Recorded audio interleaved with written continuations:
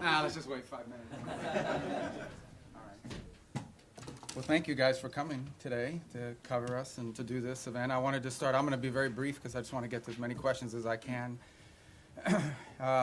I can do English. I'll answer Spanish if you ask Spanish, and then I'll answer it in English after I answer it in Spanish. So any other languages, won't be able to do it. But those two, and then look. When I took over Secretary of State, I'll refer you back to the hearings we had in the Senate in January about the role I hope to play. And I believe very strongly this president was elected. One of the reasons why he was elected, very specific things, but one of the reasons why President Trump was elected is sort of an understanding among the American people that our foreign policy was in need of a complete recalibration. A recalibration because the world had dramatically changed. Many of the institutions, policies, assumptions that our foreign policy was operating under were built upon a world that no longer existed, and it required us to re-examine that. One of the assumptions that I think we had lost during this period of time, and I don't mean to make this an academic lecture, but I wanted to give you some insight into the broader thinking, as I highlighted at that hearing less than a year, almost a year ago now, is one of the assumptions was the loss of the notion of the national interest in our foreign policy. At the core of foreign policy needs to be the national interest of the United States. Now, that doesn't mean that there aren't issues and things we care about in the world, but at its core, the core principle of the national interest, the core principle behind our foreign policy needs to be our national interests. So you have to, first of all, define what is the national interest, and then you have to apply it. We defined it as we are in favor of foreign policies that make America safer or stronger or more prosperous, hopefully all three, but at least one of those three. And then it requires you to prioritize. Even the richest, most powerful and influential country on earth has limited resources, has limited time. And it has to be able to dedicate those resources and time through a process of prioritization. That includes geographic prioritization. It also includes issue prioritization. And that's what we intend to do here. Then you have to have the mechanisms of foreign policy to deliver on it. In essence, you have to have a Department of State and a National Security Council and all the elements of U.S. foreign policy influence and power to deliver, to identify and then deliver on those priorities. And that's what we've attempted to do here, and I think we're well on our way to doing it. There's more work to be done. There's things we will improve upon. But generally speaking, it was the genesis behind the reorganization of the department, oftentimes applying reforms that secretaries of states of both parties, appointed by presidents of both parties, have long sought to do. And we're very proud of that going into effect and continuing to work forward. I think we generally avoided, massive disruptions to our operation, although any transition involves some disruption. But we're very happy with the way we empowered our regional bureaus, meaning our embassies and the folks at the desks here behind the regions have become more empowered and having influence over every element of our foreign policy, particularly how it's applied tactically. At the same time, one of the things we looked at is foreign aid. Foreign aid is not a separate activity of the United States government. It is an element and a tool of our foreign policy, and it should be used for the purpose of furthering the national interest. That doesn't mean we don't care about human rights. That doesn't mean we don't care about starvation. That doesn't mean we don't care about hunger. That doesn't mean we don't care about humanitarian need. What it does mean, however, is that even foreign aid, which is not charity, it is an act of the U.S. taxpayer. The American charities are free to give their money to whoever they want, as long as it's not a sanctioned entity. But the United States and the taxpayer money should be spent in furtherance of our foreign policy, should be spent in places and on things that further our foreign policy, and even that is not unlimited. We have a limited amount of money that we can dedicate to foreign aid and humanitarian assistance, and that has to be applied in a way that furthers our national interests, and that's what we have sought to do as well. And in that endeavor as well, we have empowered the regional bureaus and our embassies to play a dramatic role. In fact, they are not just the implementers of this. They, in many cases, are the ones that are suggesting and are leading the response. And so bringing the tools of foreign aid underneath the umbrella of our broader foreign policy has been an important and dramatic reform. Even in the midst of all that, we remain engaged around the world, including in conflicts that perhaps are not central to everyday life in America, but the president has made it a priority to be a peacemaker. And so you've seen us engaged, whether it's Russia, Ukraine, or India and Pakistan, or Thailand and Cambodia, which is an ongoing challenge, or the tragedy we see now in Sudan, or the potential for further strife in South Sudan and that falling apart. I mean, no matter Armenia and Azerbaijan, we are always looking for opportunities, if possible, to play the role of a mediator that brings about the avoidance of war or the ending of conflicts. And obviously, in many of these cases, you can get people to the table and agree, and then there's the implementation process. And so we've made progress in many of these, particularly in getting them to agree to certain conditions. Obviously, it's ongoing work to make sure that those are implemented and applied. And some of these, conflicts have deep roots that go back many, many years. But we are prepared to be engaged and helpful in ways that perhaps other nations can't. We've been viewed as indispensable in that regard, and it's a role the President takes great pride in the promotion of peace around the world, and something he deserves a lot of credit for. He is personally engaged in all of this. Obviously, the big one was the situation with Gaza, which again is ongoing. There is now a ceasefire. There's that war is no longer going on at the scale and scope and all the other things that were going on before. But obviously there's more work to remain. We are still through the process of trying to implement phase 1 and lead to phase 2 and phase 3. That is a long-term project, some of which will extend beyond the 4 years of this administration, but I thought was a very important achievement as well.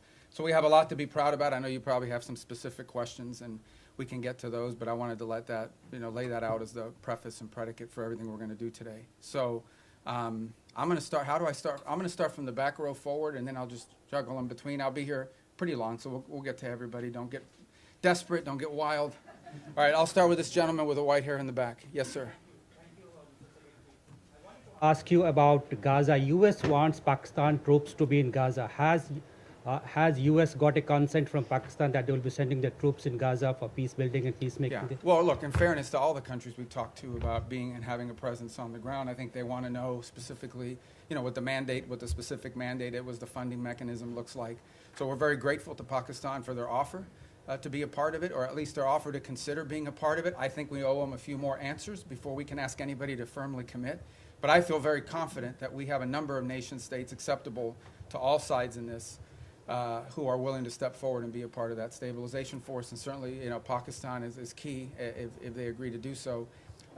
But I think we owe them a few more answers before we get there. We're trying to make a lot of progress here with I think the next step here is announcing the Board of Peace, announcing the Palestinian Technocratic Group that will help provide daily governance. And then once that's in place, I think that will allow us to firm up the stabilization force, including how it's going to be paid for, what the rules of engagement are, what their role will be in demilitarization and so forth. Thank you. Next to you in the back. Mr. Secretary, thanks so much for doing this. I want to start with Russia, Ukraine. You mentioned that... Easy stuff, yeah. You mentioned your efforts. There are talks going on right now, starting today and this weekend in Miami. What are your expectations from those talks? And the president yesterday made it clear he expects Ukraine to basically step up before Russia walks away. If you wake up in Odessa, if you're Ukrainian this morning, seeing Russians are bombing, your city, or if you turn on TV and listen to Putin, what he says, why would the Ukrainians, ignore what the Russians are saying publicly and believe in what they're hearing? Yeah, from look, mediators? there's a reason why this war hasn't ended, and that is because there's complex factors at play. I know that sounds like a throwaway line, but it's true. What we have tried to do in this entire process, and let's be clear about this. I mean, the United States is engaged in this. The president says this, and I'll translate what I think he's trying to say to you in all of this, and I think he's been pretty clear about it, is it's not our war. It's a war in another continent. We have equities. We have engagement in this war, but it's not our war per se. But we have been told by everybody, I think everybody would agree, that there's only one nation on earth, there's only one entity on earth that can actually talk to both sides and figure out whether there's a way to end this war peacefully, and that's the United States. And we've invested a lot of time, a lot of energy at the highest levels of our government. I believe, President Trump has had more meetings with foreign leaders and others on the war in Ukraine than on any other subject, including trade. He's invested a lot of time. Steve and Jared have invested time. I've invested time. The Vice President, the Secretary of War, others, Secretary of Treasury, and more, have invested a tremendous amount of time and energy in this. And what we're trying to figure out here is, what can Ukraine live with and what can Russia live with? Sort of identify what both sides' positions are and see if we can sort of drive them towards each other to some agreement. Wars end generally in one of two ways. Surrender by one side for another, or a negotiated settlement. We don't see surrender anytime in the near future by either side, and so only a negotiated settlement gives us the opportunity to end this war.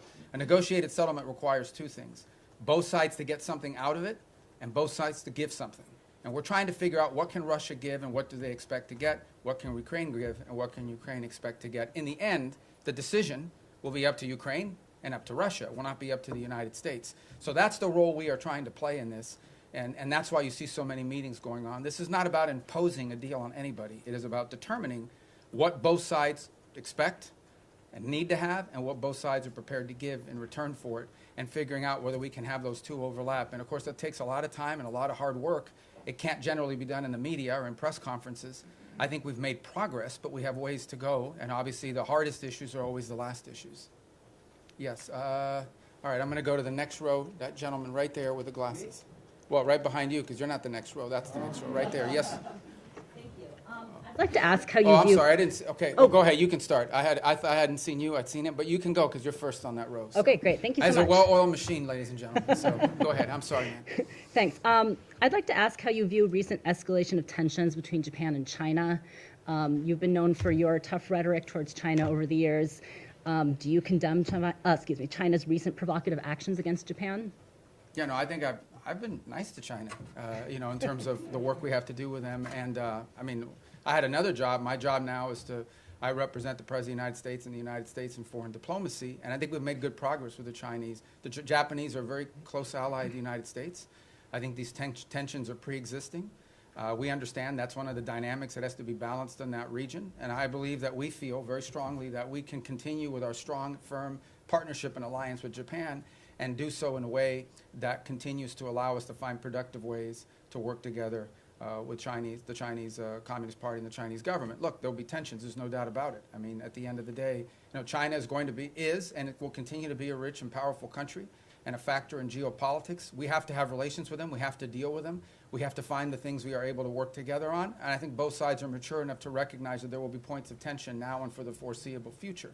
Our job as part of responsible statecraft is to find opportunities to work together, because I think if there's a global challenge that China and the U.S. can work together on, I mean, I think we can solve it. And there'll be points of tension. We well recognize that, and our job is to balance these two things. I think both sides understand that. And I think we can do that without imperiling or in any way undermining our very firm commitment to our partners in the Indo-Pacific that includes not just Japan, but South Korea, and obviously if you extend further out, you know, I don't want to leave anybody out, but India and Australia and New Zealand and all the other countries. And we also have growing and burgeoning relationships with countries like Vietnam and even Cambodia that we really haven't had, you know, very close contacts with historically. But we've talked to them a lot lately, obviously through the context of the conflict going on with Thailand, but also to figure out opportunities to work together strategically. And I say Thailand, of course, we've had a very long and strong strategic alliance with them for many years. All right, now, yes, sir. Thank you. Gracias, señor secretario. Dos puntos concretos en español. Bajo esta lógica hemisférica, ¿han considerado ampliar la presión más allá de Venezuela o Colombia a regímenes como los de Nicaragua o Cuba? Y segundo, esta semana en el Congreso se denunciaba que México está mandando decenas de buques petroleros a Cuba con la preocupación de que eso financia la dictadura. ¿Debería México reconsiderar esta política de asistencia al régimen cubano? I'm going to answer in Spanish if that's okay, guys, and then I'll do it in English as well. And does somebody do closed caption on this? Can they do it? It doesn't matter because I'm going to say the same thing in English. Mira, la amenaza más importante que existe en la región es estos grupos terroristas criminales. Es la amenaza que enfrenta Colombia, la amenaza que enfrenta el hemisferio entero, pero es la raíz de la violencia en Ecuador, en México, en todo Centroamérica, en todos estos países. Es la amenaza más primordial de la región.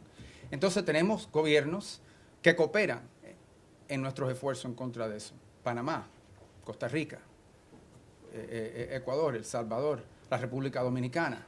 No dejo a nadie fuera, pero son muchos que cooperan. Tenemos y seguimos teniendo muy buenas relaciones con los equipos de seguridad de Colombia. Entiendo que el presidente de Colombia es una persona inusual, pero encima de eso tenemos, al nivel institucional, tenemos muy buenas relaciones y con México. El gobierno de México está haciendo más en este momento en el tema de seguridad que jamás en su historia. Queda mucho por hacer, pero tenemos cooperación. En el tema de Venezuela no tenemos eso, tenemos un régimen ilegítimo que no simplemente no coopera con Estados Unidos, sino coopera abiertamente con elementos criminales. Por ejemplo, el ELN y la FARC operan abiertamente desde territorio venezolano. Entidades de narcotráfico operan abiertamente y con la cooperación del régimen de Maduro para mandar drogas como cocaína a Estados Unidos a través del Caribe, creando una situación muy grave de seguridad en muchísimos países, inclusive Trinidad, República Dominicana, etc. Así que Estados Unidos lo que simplemente está buscando es la seguridad del hemisferio, que incluye, por ejemplo, Haití también. y no hemos visto enfocado en eso. Obviamente los esfuerzos en contra de los barcos narcotraficantes saliendo de Venezuela han recibido mucha atención. Lo que no se habla lo suficiente, lo que estamos haciendo también en el mar Pacífico, donde hay esfuerzos andando también. La diferencia es que ahí tenemos la cooperación de gobiernos amigos. Lo que no se está hablando es lo que estamos haciendo junto con los mexicanos. Lo que no se está hablando es lo que estamos haciendo para crear una fuerza de estabilidad antipandilla dentro de Haití.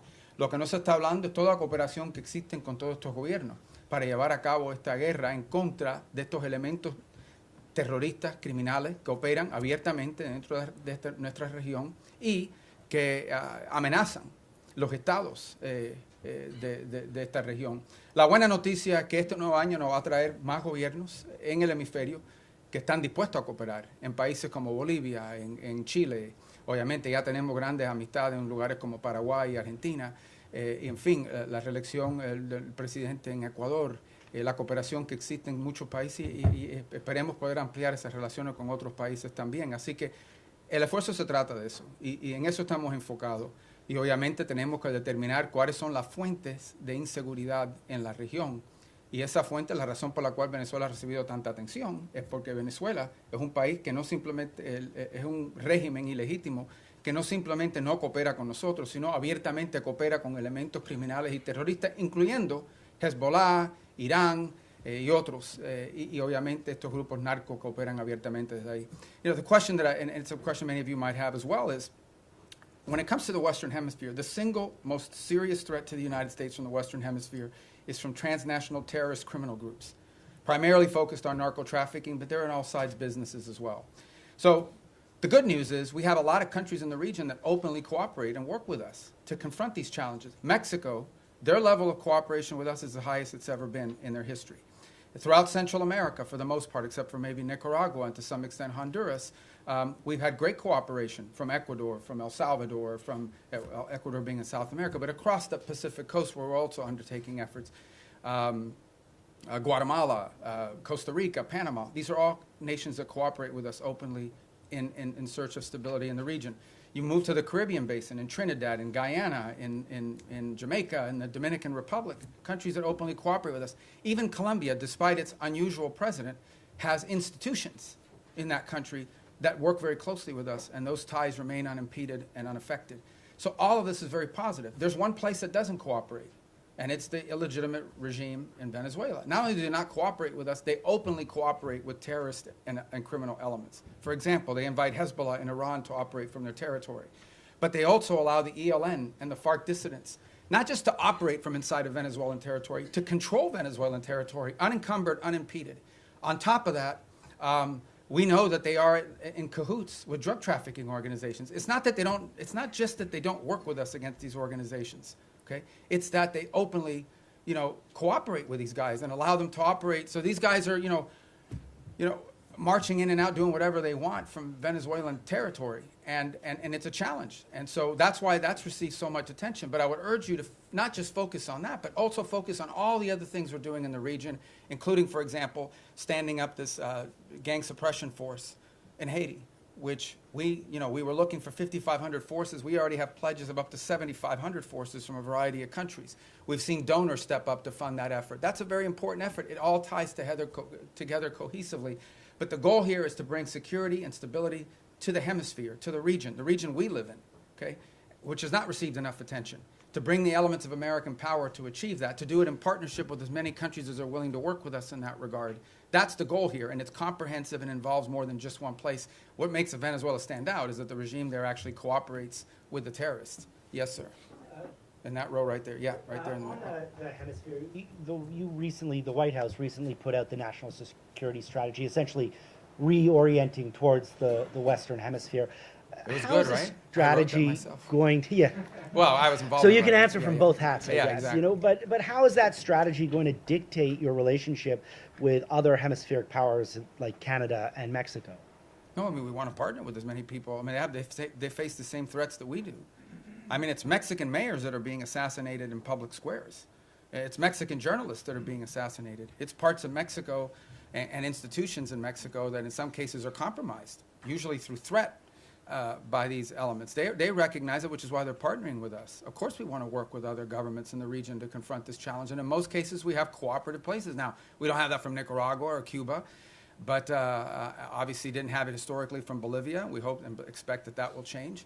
And we certainly don't have that from the regime in Venezuela, who actually don't just not cooperate with us, they openly cooperate with narco-trafficking elements that use Venezuela as a transshipment point.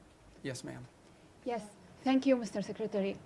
Today you had the second round of direct negotiations between Lebanon and Israel. Do you foresee a potential deal between these two countries without another round of war? And the second question, if I may, on Sudan. We know, Mr. Secretary, it's a civil war, but also there's a regional factor here. Where the U.S. A regional what, I'm sorry? Factor Okay, in this yes. war.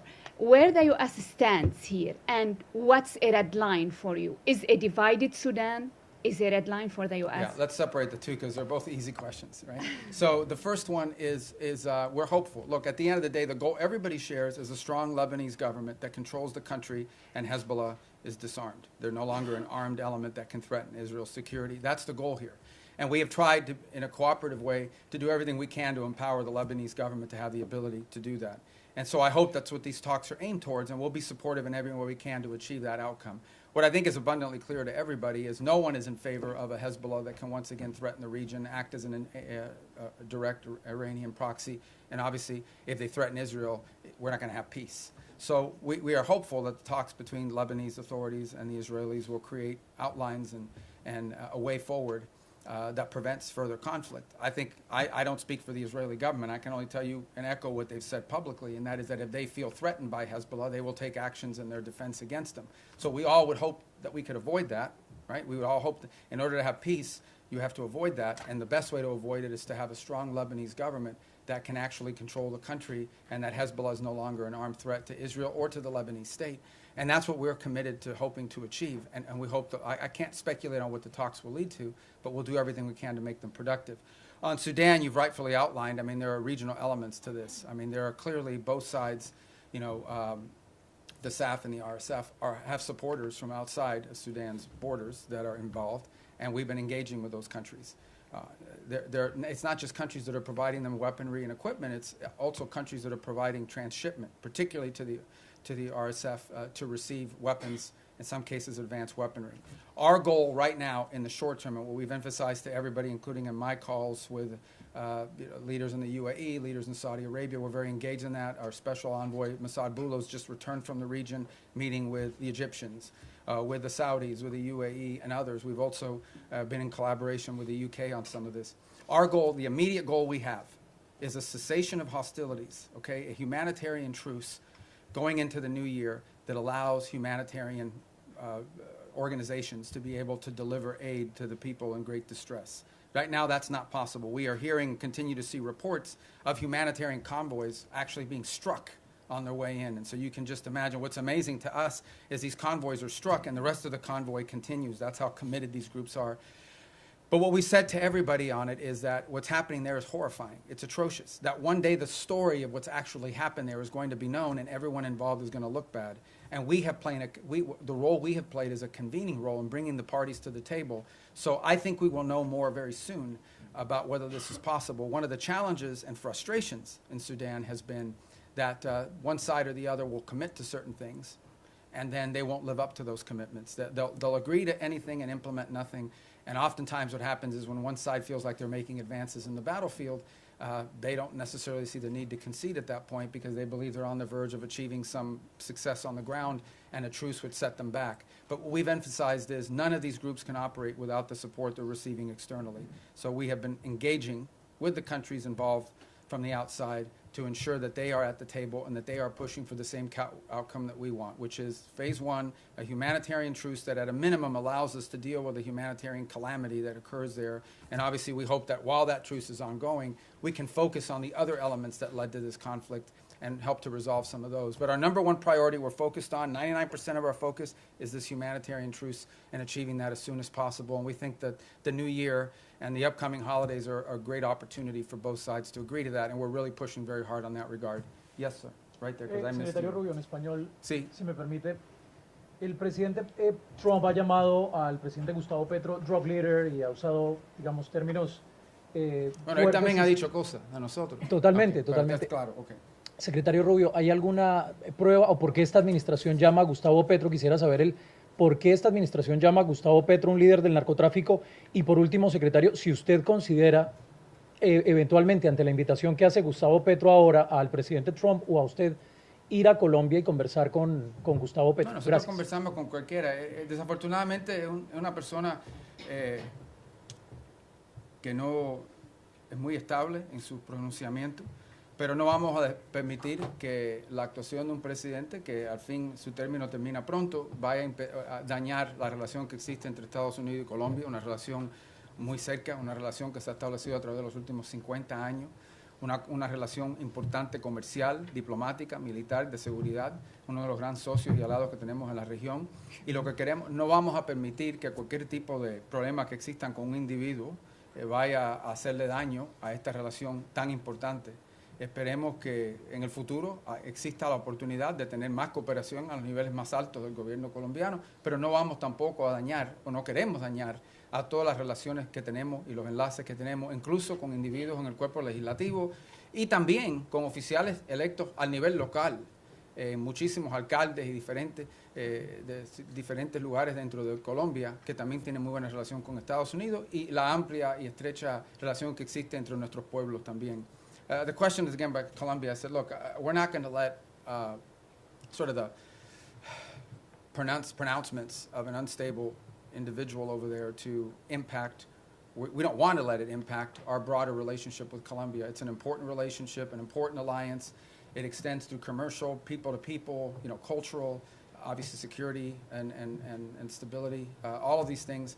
And our job is to try to the extent possible, maintain those strong ties between Colombia and the United States and not allow them to be imperiled by the pronouncements of one person. We would hope to see a day soon in which we have better relations with the leader of that country, but we're not going to let the fact that doesn't exist now, we're going to do everything possible to not let that impact the relationships we have with the people of Colombia, with the nation, with their economy, with their security forces, which are very important. This is a very important alliance, a very important strategic partnership, which we've built up through a lot of hard work over decades.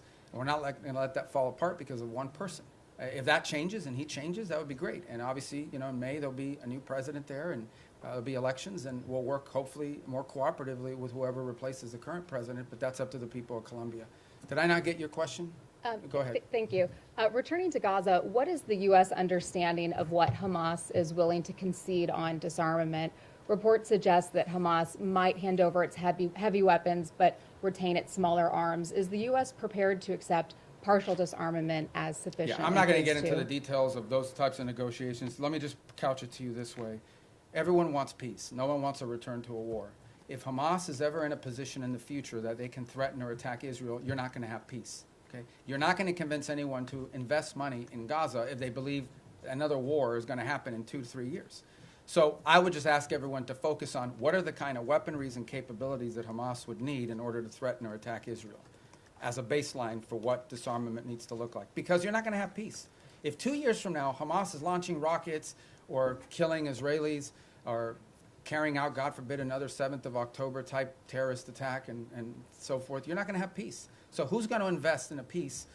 Who's going to invest in rebuilding a place that's going to get destroyed again in a future war? So that's why disarmament is so critical. Now, what that entails, we're going to leave that to the technical teams to work on. It would have to be something, obviously, that they're willing to agree to, that our partners can push them and pressure them to agree to. It also has to be something that Israel agrees to. In order for that to work, both sides have to agree on it, and we need the space to do it. But that's the way to think about it, okay? You cannot have a Hamas that can threaten Israel in the future. If they can, you won't have peace. So that's the goal. All right. Who's left in that row? Right there with the mustache. Thank you, Mr. Secretary.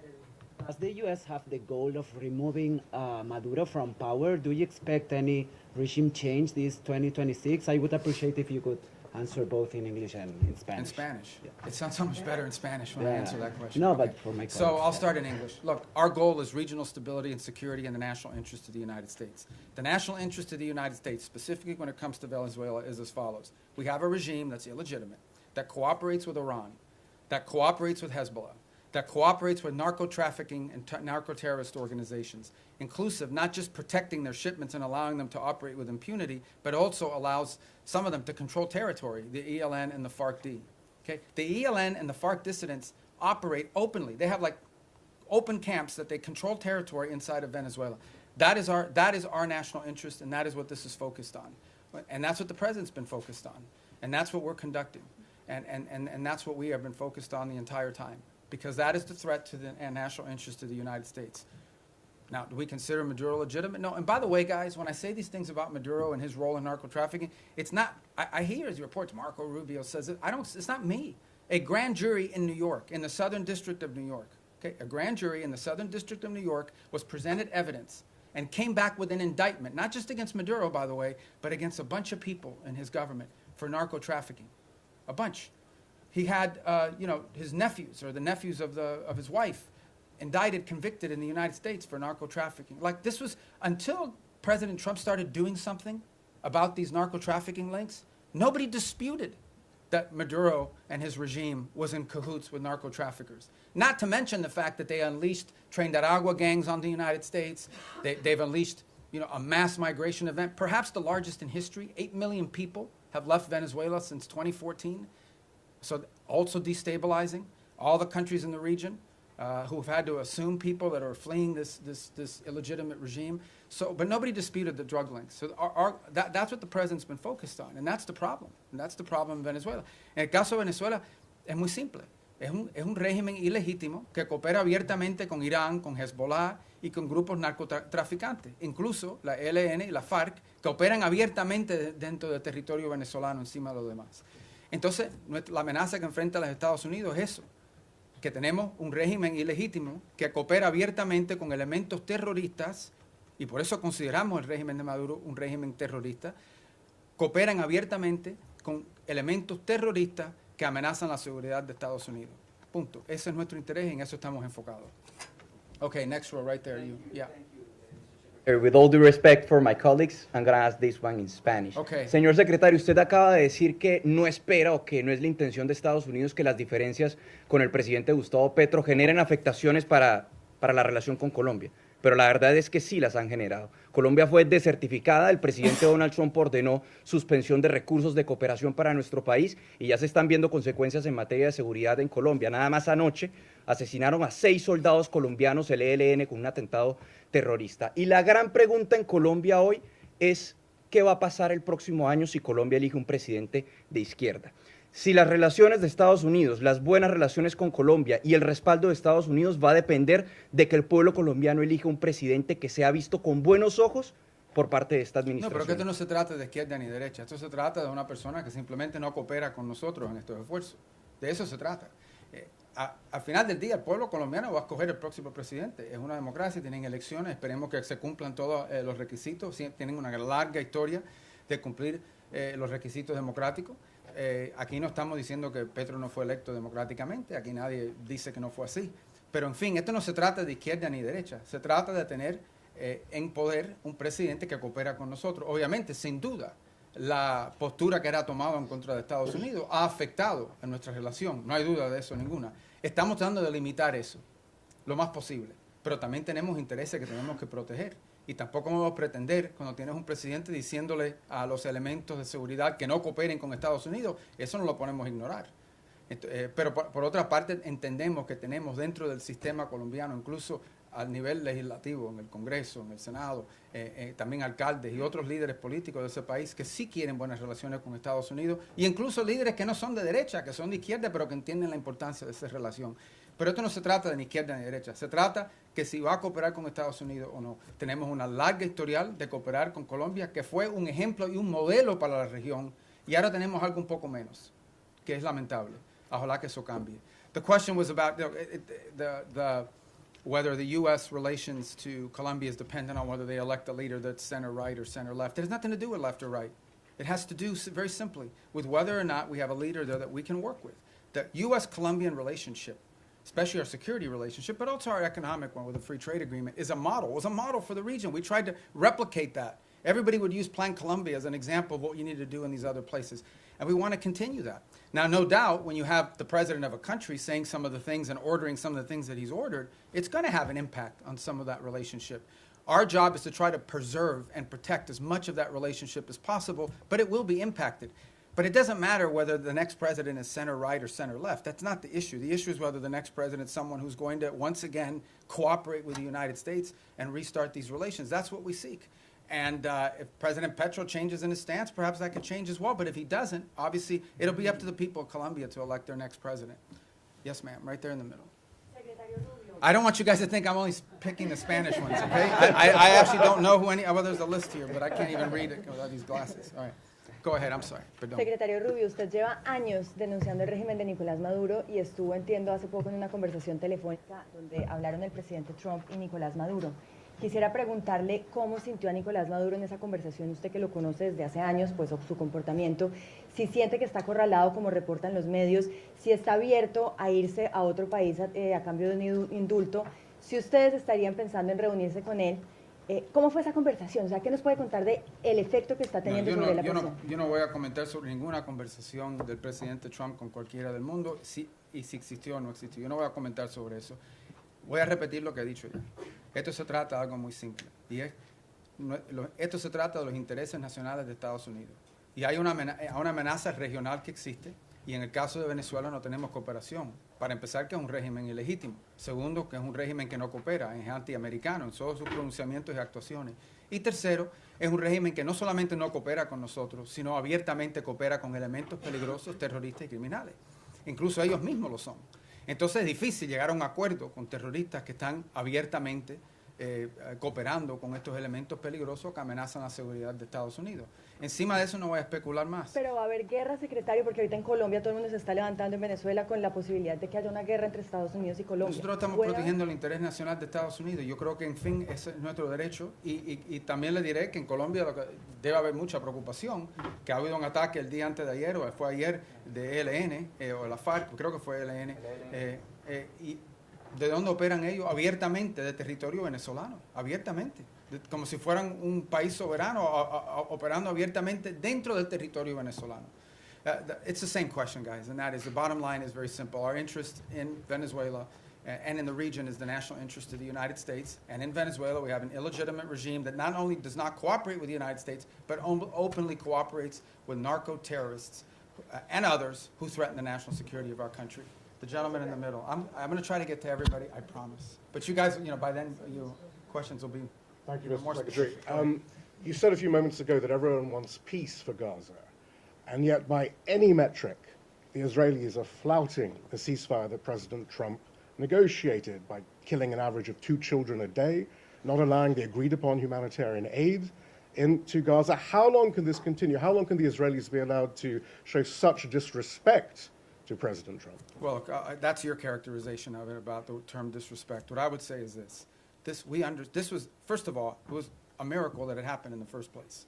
We all understand how difficult it was for that to come to the conclusion that it did, where the bombing and everything else, the scale and scope of what we saw ended, all the hostages were released, and we have relative peace right now for the most part, despite the things you're pointing to. That was very difficult. But this is not easy. Peace is a verb. It's an action. It's not a sentiment. Every single day will bring challenges. Every single day. We also have had instances, for example, over the last couple of weeks, where Hamas elements emerged from a tunnel, attached an explosive device to the side of a vehicle, and injured and almost killed Israeli soldiers. We still have this threat. We still have and see every single day Hamas openly taking steps to strengthen themselves within side of those places in Gaza that they still control. We saw early on the atrocities they were committing in the streets against people as they were trying to show people how strong they were. So I don't think I'm standing here to tell you this is going to be easy. This is an hour-by-hour, day-by-day challenge. It's one of the reasons why we have stood up this center there in operating in Israel, in partnership as well with another cell that exists in a regional country. It's why every single day there are meetings among both intelligence, diplomatic, and military officials of multiple countries that help bring about this deal to manage this. And that's why it is so critical. It is so critical and so key that we move to complete this first phase, that we move to put in place the board of peace, get everybody agree to be a part of it, move to put in place this Palestinian technocratic organization so that they can begin to provide some governance structure and move to put in place the stabilization force. That's the goal here, but it's not going to be easy. Every day will bring new challenges to that, and we recognize those challenges are coming from all sides. Very quick follow-up there, but who's going to want to be a part of a stabilization force if Israel's effectively using Gaza as a free fire zone? Well, these are the things these are the things that we're working through right now. That, again, that's why it didn't happen yesterday. That's why we didn't, I don't mean yesterday literally, that means why we're not there yet.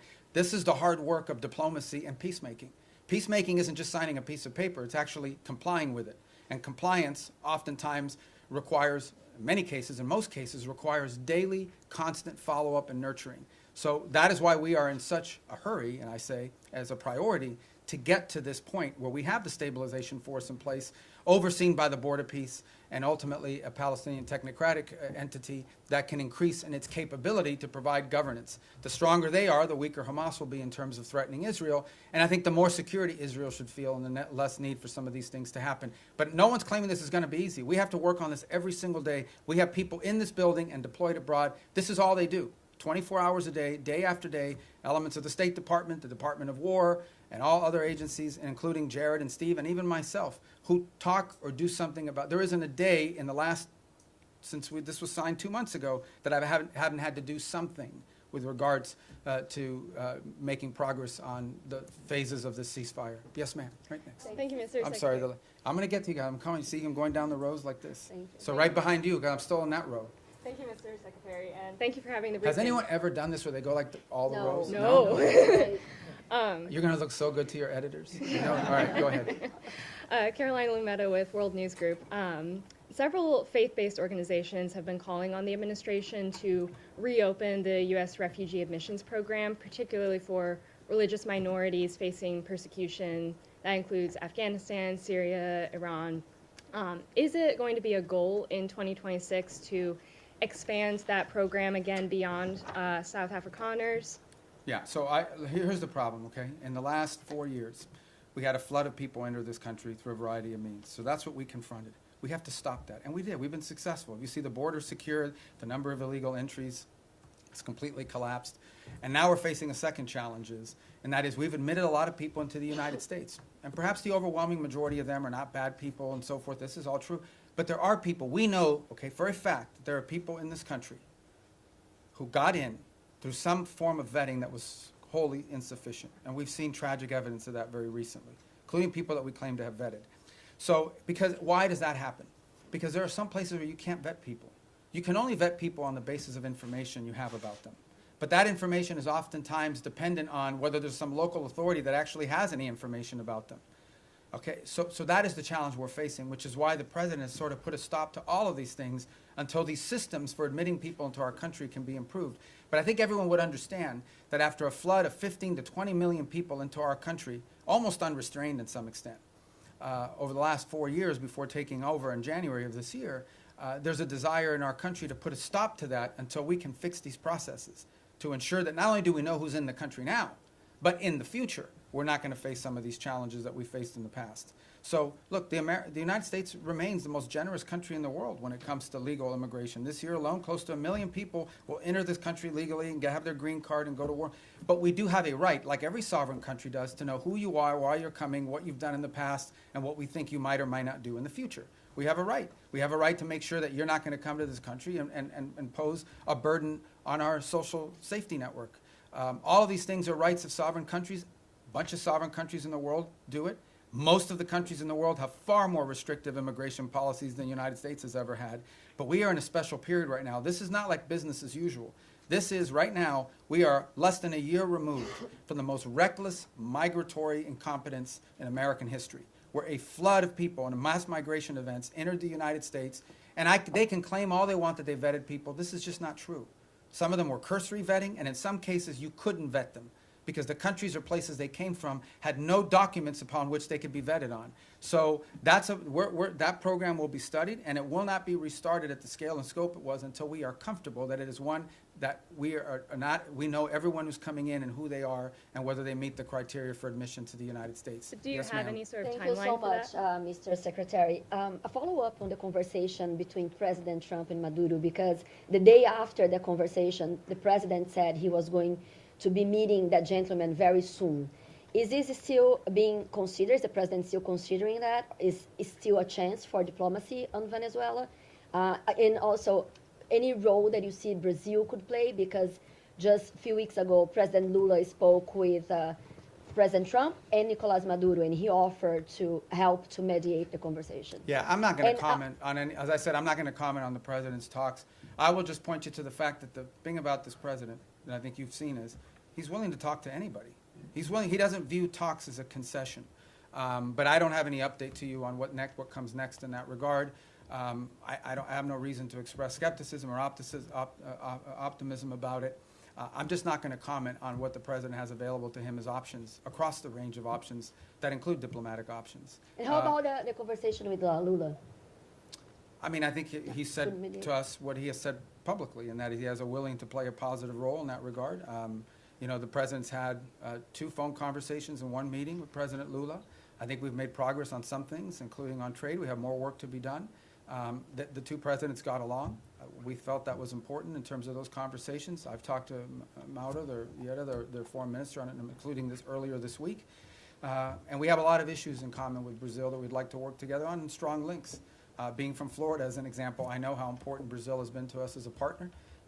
We've had some disagreements on a couple things over the years as well. But I feel like that relationship is on a positive trajectory. But as far as its role in Venezuela, I don't have anything to provide you on that today of any specificity. Just a quick Yes, sir. follow-up on the tariffs, political tariffs. No, I got to get to him. Okay.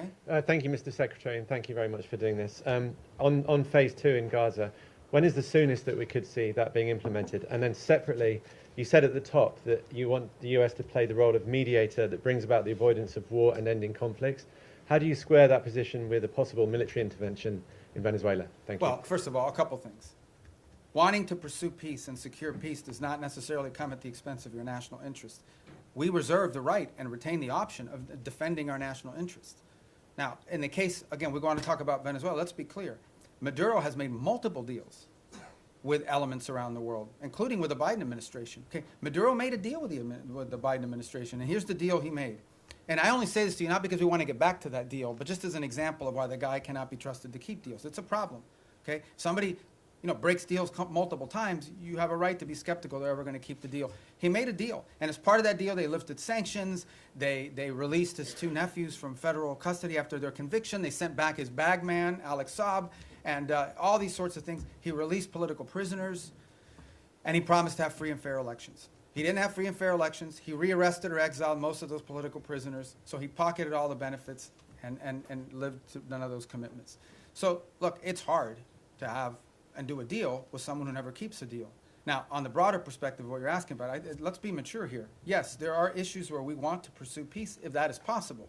But we also have our national interest. If our national, we're not going to reach a peace deal with narco-trafficking bans. We're not. We can't reach a peace deal with MS-13. We can't reach a peace deal with Tren de Aragua. We can't reach a peace deal with the ELN or the FARC that are still pumping drugs into the United States or any of their cartels in Mexico. You can't do a peace deal with these people any more than you can do a peace deal with a mafia. So I think it's important to understand that's different between warring factions and nation states around the world where we feel like maybe we could act as a bridge to bringing about the differences. But when you're talking about things that directly implicate the national interest of the United States, and no one can argue that transnational criminality and terrorism in our hemisphere is not a threat to the national interest of the United States, we have to we reserve the right and have the right to utilize every element of national power to defend the national interest of the United States. And no one can dispute that. And every country in the world reserves the same option. We just simply have more power than some of them do. And phase 2 Gaza? Oh, phase 2 Gaza, yeah. I mean, we got to complete phase 1 to get to phase 2. That's why we're working every day to get there. Look, guys, if this stuff was easy, it would have been done already a long time ago. This is a complex situation. No one would dispute it, but it's important. What we achieved already, what the president achieved ending that war already was something no one thought was possible. Everyone thought that the last episode was going to be an Israeli incursion into Gaza City that would lead to massive loss of life and the hostages would never be reunited with their families. And today, as we speak, all the hostages that were living are back, all but I believe one of the bodies has been returned. No one would have believed that 6 months ago. So that in and of itself, but that is not the end of the story. We want to continue on this. But what we're talking about is dealing with something that no one has been able to solve in 30 or 40 years. No one. And it's going to take some time. But I feel generally optimistic that we have the right people at the table with the right motivations to make it happen. But no one is claiming to you that this is going to be just a straight up trajectory. It's going to have its ups and downs. It's going to have its, good days and bad days. The important point is that the momentum and the trajectory on it is a positive trajectory. And we're investing, high levels of our government every day in trying to make that happen. But we can't do it alone. We have all these other partners that we have to include. So I would focus you on, let's get the board of peace in place and announced. Let's get the technocratic Palestinian group in place. And then let's get the stabilization force in place. And then we can move on to the other elements, the phase 2 and phase 3 of the plan, that hopefully will be what will be enduring. And the work of putting phase 2 and phase 3 in place is going to extend far beyond the next 3 years. I mean, this is a generational commitment. But we want to leave those pieces in place for the next administration to continue to build upon, even as we achieve phase 1 and parts of phase 2 during this administration. Yes, ma'am. Yeah, Mr. Secretary, some of your former Democratic former Senate colleagues who considered you one of their most trusted bipartisan partners have, since you joined the Trump administration, accused you of abandoning some of your former principles and positions. And 3 or 4 have said they regret voting for you. Well, I had 99 votes. I could have spared 4. What's your response to that? And more importantly, how do you think about building and maintaining bipartisan consensus and cooperation on foreign policy at this moment, especially because that will be necessary to sustain President Trump's legacy after he leaves office? I mean, we live in a very different time, unfortunately. I engage with senators, for example, from both parties. We saw a bunch of them the other day all the time. And obviously, but politics today is very different than it was 10 or 20 years ago. It just is. I'm not in that anymore. I'm no longer in a political office, but I know political offices. I served 14 years in the Senate, and politics is real, right? I mean, there's also not a lot of benefit to a Democratic senator saying what a great guy Marco Rubio is in this current political environment, or anyone in the Trump administration for that matter. So all I will tell you is I get up every day, we go to work, we get work done, we do cooperate and work with. They don't always agree with everything we're doing, but I have a lot of people in the Senate, particularly chairman of key committees that we interact with. There's things people can say and do in the public that because of politics and private that they can't say or do in public. But I don't know what else to comment on that other than one more point, and that is, I think this is important. I think people have lost sort of their mindset here a little bit, okay? The foreign policy, the State Department is not its own government, okay? The Secretary of State is not its own government. I'm appointed by the President, confirmed by the Senate, and then, or nominated by the President, confirmed by the Senate, and then appointed by the President. But at the end of the day, the person the people of the United States elected to be the President of the United States and the Commander-in-Chief is Donald J. Trump. That's who they elected. And my job, and the job of the people in our administration, is to implement the President's foreign policy. We provide advice, we provide counsel, but ultimately our job is to take what the President wants to do, take his vision, and implement it. Come up with options for implementing the President's vision. That's my job today. When I was a senator, I represented the state of Florida. Today, I am the Secretary of State for Donald J. Trump, the President of the United States, and my job is to implement the President's foreign policy, provide advice, provide counsel, provide ideas, provide for opportunities and ways in which his foreign policy can be implemented. But in the end, our job is to implement that. And why people think that somehow foreign policy can be divorced from our republic, that's not the way our Constitution works. The Constitution does not say you elect the President of the United States and then you put in place a State Department to undermine the President if the person who's the Secretary of State doesn't agree with him. That's ridiculous. That's stupid, really. And I don't know why anybody would think that. So that's the job I have, and that's the job I'm proud to do. I think we've made a lot of progress. We have a lot more work to do. All right, on our row right there from Italy, right? I know you from the... Yes. Do you cover us now, or are you on Capitol Hill still? No. Everything. Both. So you're like a one-man bureau for the whole well thing. As All here. right. You're like me. You have 2 jobs. Good. Yeah. All right. Thank you, Mr. Secretary. So the United States, on one hand, are mediating with Russia to end the war in Ukraine. But on the other hand, the Russian foreign minister yesterday or the day before said it would be a fatal mistake from the U.S. To block the oil tanks from Venezuela and trying to overthrow the Maduro regime. So what kind of what's the assess that you're doing, and are there any safeguards in place to avoid escalation with Russia? And then I have another question about the Hezbollah, sir. Yeah, we're not concerned about an escalation with Russia with regards to Venezuela. I mean, we've always expected them to provide rhetorical support for the Maduro regime. I think they have their hands full in Ukraine. And if he's watching, Sergei, Merry Christmas. And but at the end of the day, I expected them to say what they were going to say. The rhetorical support, we understand what that's at. It's not a factor in how we consider this whole thing. And then, if I may, about the Hezbollah, I know you already answered, but I wanted to ask you if the US administration is considering a broader military support involving also potential Arab partners, not only in providing weapons, but also going into the field to disarm the Hezbollah if the diplomatic talks will fail. Well, I've not heard anyone sort of suggest that at the level of detail that you've talked about. I think regionally, for example, if you talk to the Syrian authorities, they're very concerned about Hezbollah. I think most of the countries in the Gulf region view Hezbollah as an agent of Iranian influence and Iranian action. But as far as what you're discussing, which is sort of a coalition of armed units going into Lebanon to disarm Hezbollah, I've not heard that proposed by anybody. Perhaps you have, but I haven't, and that's not certainly something we've been... Senator Graham okay. was talking about this at the my former Congress. colleagues, yeah. Well, you should ask Lindsey about how he's going to put that together, because, but we just haven't heard it. I'm not saying you may not hear that one day in the future, but I think what is clear, and I think maybe perhaps what Lindsey is speaking to, is that it is clear that if you talk to leaders in the region in all these countries, they all have the same goal, perhaps not, which is to ensure that Hezbollah can no longer play the role that they've played in the past, not just threatening Israel, but being an agent, an open agent, really a proxy of Iranian influence in the region. Thank you. Next. I didn't get to you. Oh, I'm in the new row. Okay, go ahead. Okay, thank you so much, sir. You have previously said in the past that you and the administration are committed to fixing the backlog of visas for foreign-born priests and other religious workers, whether that be through the Religious Workforce Act, or through maybe a standalone process. Is there any update you can give on the status of that and what's being done to I think we'll have more to fix this announce issue? on that early next month. Yeah, early next month. Okay.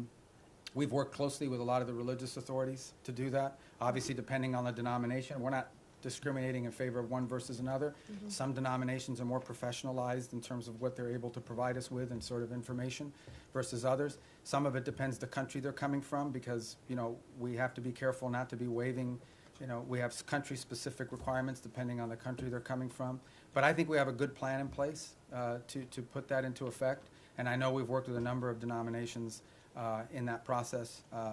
Obviously, one of the big users of that system is the Catholic Church in the U.S., and so we've worked with the Conference of Bishops. And I think we're going to get to a good place. We don't have it ready yet. All this takes time to put together, but we're moving quickly, and I think we'll have something positive about that at some point next month, hopefully in the early part of next month. Thank you yes, so sir. much. Thanks, Mr. Secretary. White House Chief of Staff Susie Wiles said that the U.S. would need congressional approval to conduct ground strikes in Venezuela. Do you share that view? And in your response today on regime change, Wiles already acknowledged that the point of the boat strikes was to pressure Maduro, i.e. have him leave. Why not just acknowledge that this is a regime change? Do you have the quote she said? That this is but do you have the quote? To cry uncle. I Yeah, believe so, is the okay, quote, yeah. so cry uncle, all right? I guess in Spanish you would have to say tío. But I think, I don't know how that, you can interpret any way you want. But at the end of the day, it is clear that the current status quo with the Venezuelan regime is intolerable for the United States. The status quo, that they operate and cooperate with terrorist organizations against the national interests of the United States. Not just cooperate, but partner with and participate in activities that threaten the national interests of the United States. So yes, our goal is to change that dynamic. And that's why the president's doing what he's doing. Change that dynamic by ensuring that no one wants to get on drug boats anymore. People were just going out there, openly without any fear of the reaper. And now I think people understand, like, it's not a good idea. By the way, we haven't had a strike in the Caribbean Basin in almost 5 weeks. Do you know why? It's not because we stopped looking. It's because no one wants to get on a boat anymore and do that. So it's been effective at cutting that down. Now there's been strikes in the Pacific. So the bottom line is that, sure, our goal is to, what's the point of doing something? But the change, people want to focus on regime this and this and that. The goal here is very simple. The national interest of the United States. The President of the United States was elected to protect the American people, to protect America. That's what he was elected to do. It's one of his fundamental promises that Donald J. Trump made when he was elected President of the United States, is I am going to protect this country. Protect us from what? From the threat of terrorism, from threats to our economy, and from threats these drug organizations and these terrorist organizations pose against the United States. And if you are an ally, a friend, a partner, or cooperate or participate in activities that threaten the United States, you're going to have a problem with President Trump. I think the only shocking thing here is that a lot of people say that. People run all the time for office. I'm going to take on the cartels. I'm going to do this. He's actually doing it. He's not doing anything he didn't say he was not going to do during this campaign. He said he was going to go after the cartels. And now he's going after the cartels, and everybody's shocked. Don't be shocked. This is a man who was elected president because he says and then he does. He doesn't just say and then forget about it. In congressional approval on land strikes, do you think that the United States does need to go to Congress in order to conduct land strikes in Venezuela? Well, look, I'm not going to speculate about things that haven't happened and may never happen. I'm not going to speculate on that. All I'm going to tell you is that two things. And I remind Congress all the time. By the way, I was very consistent on this position because it was my position when I was in the Senate. Number one, no administration, Republican or Democrat, has ever accepted the War Powers Act as being constitutional. That said, multiple administrations, including this one, have sought congressional approval and or certainly congressional notification of actions taken. Why? Because American action is always strongest when it has the buy-in and the participation of a broad set of actors. Now, given our current political climate, that's not always easy because we do have people today in politics that are against everything that President Trump is for. It doesn't matter what it is. It doesn't matter if they themselves had the same position. If it's President Trump's idea, they're against it reflexively. Okay? That's the nature of the current climate in our politics. But I can tell you that to this point, nothing has happened that requires us to notify Congress or get congressional approval or cross the threshold into war. We have very strong legal opinions. We have now briefed Capitol Hill 23 times, 23 briefings, bipartisan briefings on Capitol Hill. I have personally participated in 6 of those 23 at the highest levels of the committee, but then the full House and then the full Senate, which, by the way, are always interesting. Now, okay, get it. I've been there before, okay? So I was part of this thing in the past as well. But you do this briefing, you answer all their questions, and then they go out and tell people, we heard nothing, we saw nothing, that we were pleased with. They already had their answer before they went in, but we do them anyways. And we continue to do them. Not to mention the individual calls I've had with leaders in Congress, and I'm not going to disclose what those are. So everybody over there knows what we're doing, they know why we're doing it, and we've kept Congress fully apprised, and we'll continue to do so. Yes? Thank you, Mr. Secretary. The settlers' violence is rampant in the West Bank. The what is, I'm sorry? The settlers, yes, the Israeli okay, settlers' violence in the West Bank is being escalating, is increasing. Also, Israel is building around 20 settlements unit. Doesn't this undermine your own effort in the peace process? And also, if I may, on Gaza, the humanitarian situation is dire. The babies have been frozen to death because of the weather. Tents have been flooded. Is there anything that the United States can do to alleviate the suffering of the civilians in Gaza? Yeah. In the case of the West Bank, we have, and you've seen our embassy even has put out statements and comments about specific incidents there that we're concerned about, that we do think, create a point of strong friction in the broader effort. And our own embassy, and Ambassador Huckabee has spoken to this as recently as a couple weeks ago, very firmly, I believe. And so we'll continue to communicate that as we have and make our opinion known in regards to its impact on the broader challenges. In the case of humanitarian, absolutely. I mean, this is the reason why that group is set up there every single day. We've been successful at opening new corridors. We want to continue to see that increase. We want to continue to see the flow of aid increase into those parts of Gaza that are still under Hamas control. But it also goes back, not to sound like a broken record, to why it is so critical to have the border peace put in place and the Palestinian technocratic group put in place. Because that allows us now, when you have this technocratic Palestinian group in place, and a stabilization force to provide security, it now allows us to have someone we can work with to turn over the humanitarian aid to and have them be the ones that help distribute it along with these international partners. That's what the point we're trying to get to, that we can get to a point where that is, and part of the thing with humanitarian aid is also security. Someone has to provide security for these convoys as they go in, because oftentimes they have been attacked, they've been looted, they've been so forth.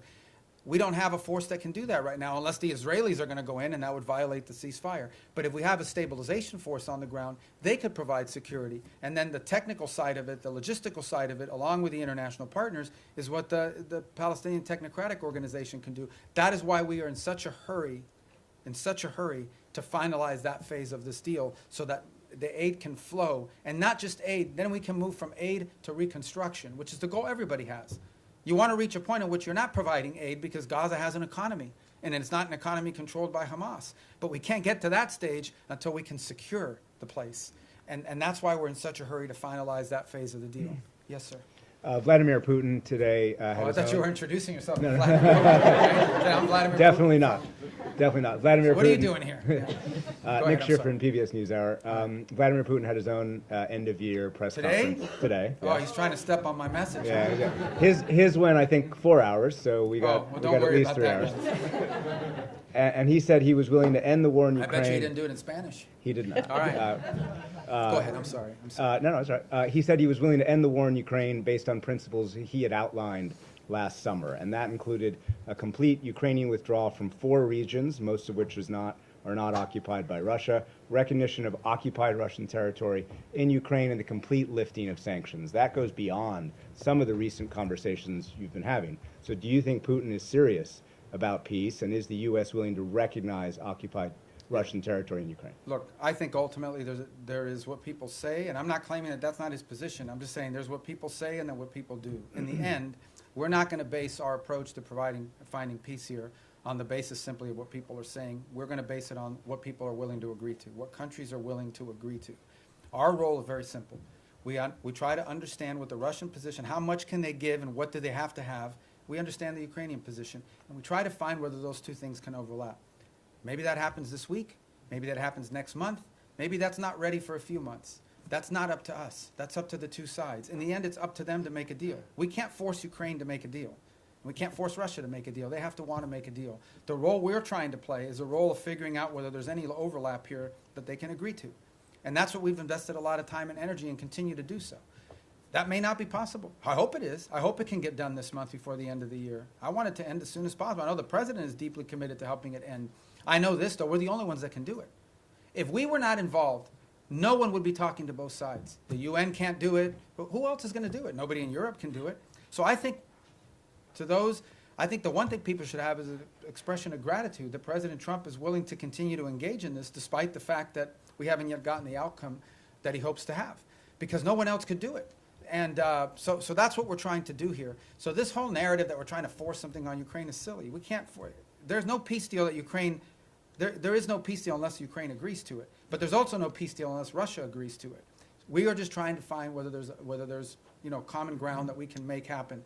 And maybe that's not possible. Maybe it is. Maybe that's not possible right now.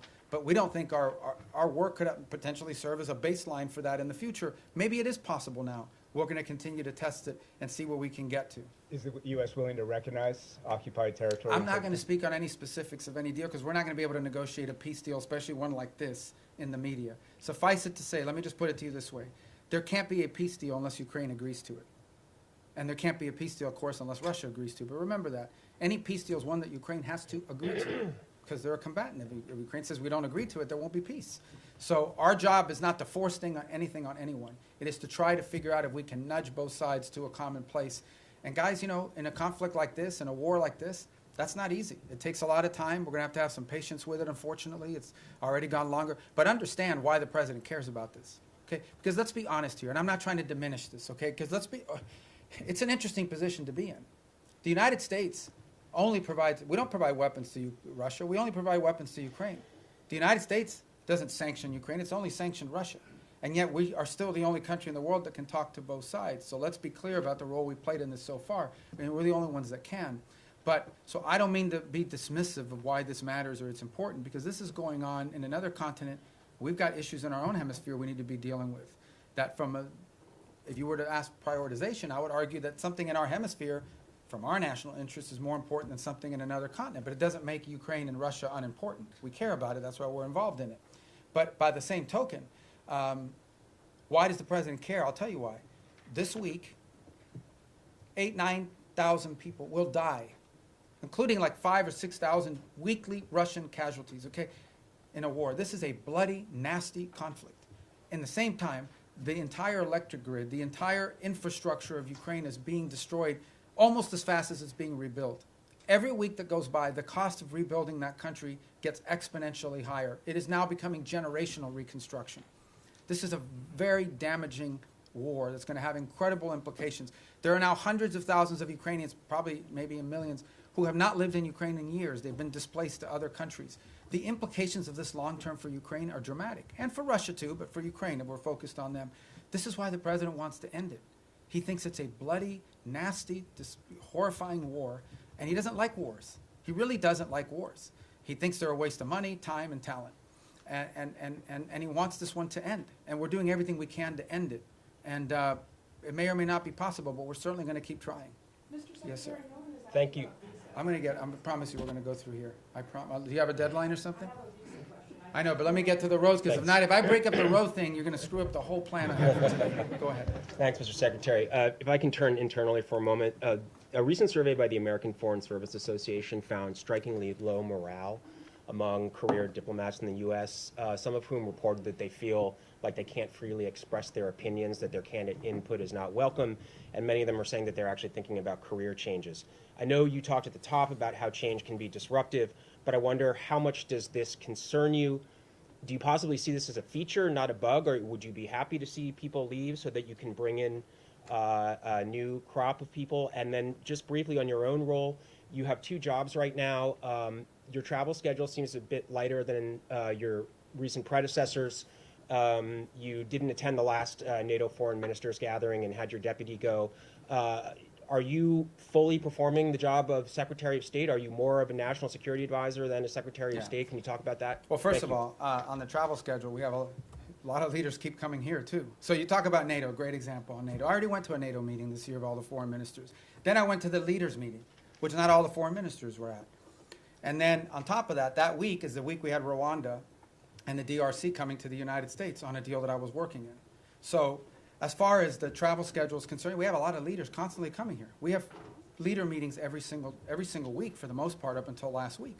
So there's a lot of work to be done. On the Foreign Service, we have very talented people here. I saw that report somewhere. That's from the union. It's from a union survey. All I can tell you is that today Foreign Service officers are more empowered at the regional bureau than they've ever been. I get descent cables. I get cables every day from all over the world that provide the baseline for a lot of the ideas that we pursue. There isn't a week that goes by that I don't send back 2 or 3 cables with notes about, let's turn this into a policy proposal. We are changing this place so that it is our missions in the field that are not just driving directives from the top down, but also ideas from the bottom up. And I'm very proud of that, and I think that's going to lead and pay huge dividends for future secretaries of state long after I'm gone. So, yes, sir. Thank you, Secretary. Human rights organizations report that 2025 has seen the highest number of executions in the Islamic Republic of Iran in over 2 decades. What specific new measures is the State Department taking to ensure that human rights abuses, specifically this surge of state-sanctioned execution, do not become a secondary priority in your dealings with Tehran? Well, ultimately, look, we have very deep systemic disagreements with the regime in Iran, and it's part of one of, if not the most sanctioned country in the world, one of the most sanctioned countries in the world. There isn't a week that goes by, or at least 2-3 times a month, I'm authorizing some new sanction on some new entity related to Iran. I don't think anyone could argue that this administration has been friendly towards them. So we continue to feature these things because it tells us about who they are. In the case of some of these executions that you're talking about, some of them, by the way, were in the aftermath of the war with Israel, where they went through and have jailed people and accused people of being informants and spies and things of that nature. But we're under no illusion, and every year we put out a report that outlines this, and we've been pretty consistent in our messaging. Our problem with the Iranian regime isn't simply, obviously it's predominantly their desire to acquire nuclear weapons, their sponsorship of terrorism, but it's ultimately the treatment of their own people. I said it in my hearing a year ago in the Senate, I say it now, I know of no nation on earth where there is such a difference between a regime that governs the country and the people who live there every single day. That regime is not reflective of the people who live in Iran, who are the inheritors of a proud and long cultural legacy and a proud history. And then you've got a clerical radical regime that has driven and taken the wealth of that country and used it, not to enrich secure their people and their future, not to make sure they have enough water and electricity. They've used their money to sponsor terrorist organizations all over the world. That's what they've used their money for. So we're going to continue to consistently point that out. Secretary, second. I'm sorry, I got to go because I'm getting everybody today. Regarding Europe, you said that Europe was not going to be able to mediate between Russia and Ukraine. There's been some disengagement. There's some push within the European Union to either not comply with the increase in defense spending that the United States has been promoting, or also some European countries like Spain promoting closer ties to China or going to China, or inviting more investment from China, or even Chinese technology in critical infrastructure. Are you concerned at all about this path? And No, I mean, the country's made a commitment in NATO at a meeting I was at, where they made the 5% pledge, which is a dramatic and historic pledge, with the exception of Spain, of course, who didn't make that pledge. And we've had no indication from any of the countries that agreed to that they're not going to do it, because it's in their own interest. I mean, it's in their own interest. Bottom line is, increasing their defense capacity is in their interest, because it's their defense. As far as like opening up to China, look, one of the biggest problems Europe faces is they're being flooded with cheap Chinese goods, including Chinese cars. They're being flooded. Their own industrial base is under attack by unfair Chinese practices economically. So, I don't know about the rhetoric you're pointing to or the examples, but I mean, that's a threat that Europe faces, and they need a rebalancing as well. They're also, like we are, experiencing disruptions to supply chains and things at the economic realm that are very problematic and dangerous for national security. So we would expect them to act at their national interests, both continentally and individually as their own countries. All right, we got to speed it up. Yes, ma'am. Hi, Annalise Nielsen from Sky News Australia. In your national security strategy, you've warned Europe about civilizational erasure. When you've been watching what's been happening in Australia with the rise of anti-Semitism and our government's response to the Bondi massacre, our Prime Minister's dodged direct questions on Islamic extremism, but then unprompted evoked right-wing extremism as a threat. Do you have any message to Australia about civilizational erasure, and why is America watching? Look, I just think it's very simple, and that is that any mass migration is highly disruptive to any country. We talked about it here in the United States. When you experience mass migration, I don't talk about immigration, I'm talking about mass migration. Okay, mass migration is a negative thing. It's not positive. And it's very difficult for any society to absorb and assume hundreds of thousands, if not millions of people over a short period of time, especially if they come from halfway around the world. There are cultural and assimilations issues related to that, et cetera. And so these are concerns that it's concerns I have about our own country primarily. It's been a priority of this administration to address this. But I think it's a growing concern in Europe. I mean, there are other voices in Europe and obviously in Australia as well that have expressed concern about this. These are facts. This doesn't make you anti-anybody. What it makes is you do have, as a sovereign country, the right to control how many people you absorb, how many people you allow in, and who those people are. This is a very basic sovereign right. Okay? It doesn't mean you don't allow any people in. There are people coming into this country every day to visit, to work, to live permanently, but you have to know who they are, and you have to have some limits and controls over what those numbers are. And obviously, because of some of the things we've seen, mass migration over the last decade has been highly disruptive, not just to the United States, but also to continental Europe, and in some cases in the Indo-Pacific as well. So I just think this is a real challenge that multiple Western advanced industrialized countries are facing, and I think it's pronounced in parts of Europe as well, and obviously, at least on the basis of your question, appear to be a challenge as well in Australia. All right, to the next row. Yes, ma'am. Are you not? Hold on, Andrea, right behind you. I'm going to get to everybody. Go. Yeah. Oh, I just wanted to ask. You don't have a question? Okay, no, I'm kidding. Go ahead. On Ukraine this weekend, the meetings with the Ukrainian delegation and the U.S. delegation, are you planning to participate It's in in those Miami. meetings? They're starting today and tomorrow. I may be there tomorrow for a portion of it. There's another one happening today, but that one is with the Turks and the Qataris and the UAE on the Gaza plan. So if I'm not there, because I have things we have to do here today, like talk to you guys, I think tomorrow, since that, it's in Miami as well. So, yeah, go ahead. Yes, sir. Thank you, Mr. Secretary. Timothy Interosi with the Washington Examiner. Going back to the previous question about Europe, and I believe the Sky News reporter referenced civilizational erasure, which is a term that has been used by both the White House and the State Department. Both the White House and the State Department have made kind of recurring overtures to Europe as a civilization that is in some sort of danger and that should join with the United States as a sort of Western civilizational bloc. And it seems to be a recurring priority. However, with the release of the National Security Strategy, many European leaders, leader of Germany, members of the EU, of the European Parliament, have found it totally unacceptable or offensive or question the allyship of the United States with the rhetoric that was used. So I just wonder if the United States is correct in that these policies, like mass migration, will lead to civilizational erasure. Is it possible to save European civilization if the governments simply don't want to be saved? How has this alliance long been described? As the Western alliance, right? What is it? And it's not just me saying, you go to these NATO meetings, you meet with people, what they will tell you is our shared history, our shared legacy, our shared values, our shared priorities. That's what they talk about as the reason for this alliance. Well, if you erase your shared history, your shared culture, your shared ideology, your shared priorities, your shared principles, then you just have a straight-up defense agreement. That's all you have.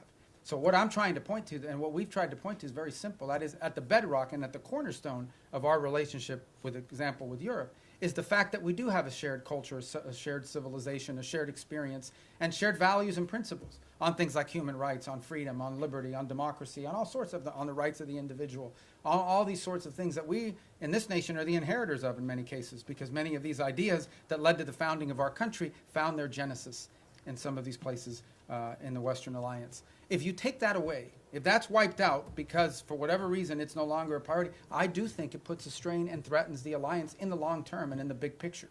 Now, whatever internal politics causes people to dispute this, I'm not going to comment on, other than to tell you that I do think that at the core of these special relationships we have is the fact that we have shared history, shared values, shared civilizational principles that we should be unapologetic about. This is a nation that was founded on Western principles. Founded on Western principles like liberty, the value of and the right of the individual, the right of self-governance. These are all Western values. Now, others may have adopted it in different parts of the world, but they emanate from Western history. And it's something that we should be unapologetic about. Why would we be apologetic about it? Anyone who doesn't recognize, for example, that many of the features of our system of government find their root in Roman and Greek history is a fool. Is a fool. It's just not true. And so I think that we need to understand and embrace that, not negate it. And I think that's what we're pointing to here, is that we are concerned that particularly in parts of Western Europe, those things that underpin our alliance and our tie to them could be under threat in the long term. And by the way, there are leaders in those countries that recognize that as well. Some say it openly, some say it privately. In the eastern and southern part of Europe, they're much more open about it. Nonetheless, it is a factor that needs to be addressed. Yes, ma'am. Was it the New York Post? So you said earlier that you don't see a surrender happening anytime soon when it comes to Ukraine and Russia.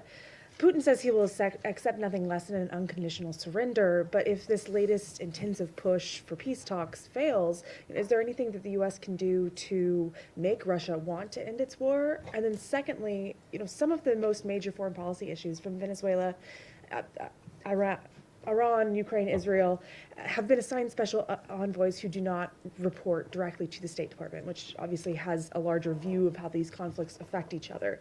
How intimately has State been involved with these envoys' strategies and actions this year? And do you see State taking a larger role in these kind of day-to-day negotiations? I disagree with the premise of your question. I mean, every envoy that's been involved in all these critical issues, I personally work with very closely. I talk to them 4 or 5 times a day, or meet with them, or they're in the White House, or they're here, primarily in the White House, or they're involved in the same meetings we're involved in. I mean, that's just not factual. No one is out there doing independent action. All of it is strongly coordinated. It's one of the benefits of also being the National Security Advisor, is it allows us to also organize the interagency. Every single one of these envoys, I speak about Steve Woodcock in particular, who's a phenomenal person, very smart, very talented, who dedicates, he doesn't get paid to do this job, he does it for free. And he invests a tremendous amount of time, full time on this thing, traveling all over the world, doing all kinds of things. Okay, but Steve doesn't do anything independently. He relies on the interagency. He gets support from Treasury, sometimes from Commerce, certainly from the Department of War, and from the State Department. In fact, he's staffed in many of these visits by State Department folks, and including the ones in Miami. Especially as we get to the technical parts of these agreements. So the synergy there is very tight across the board. And so I think that that's not factual.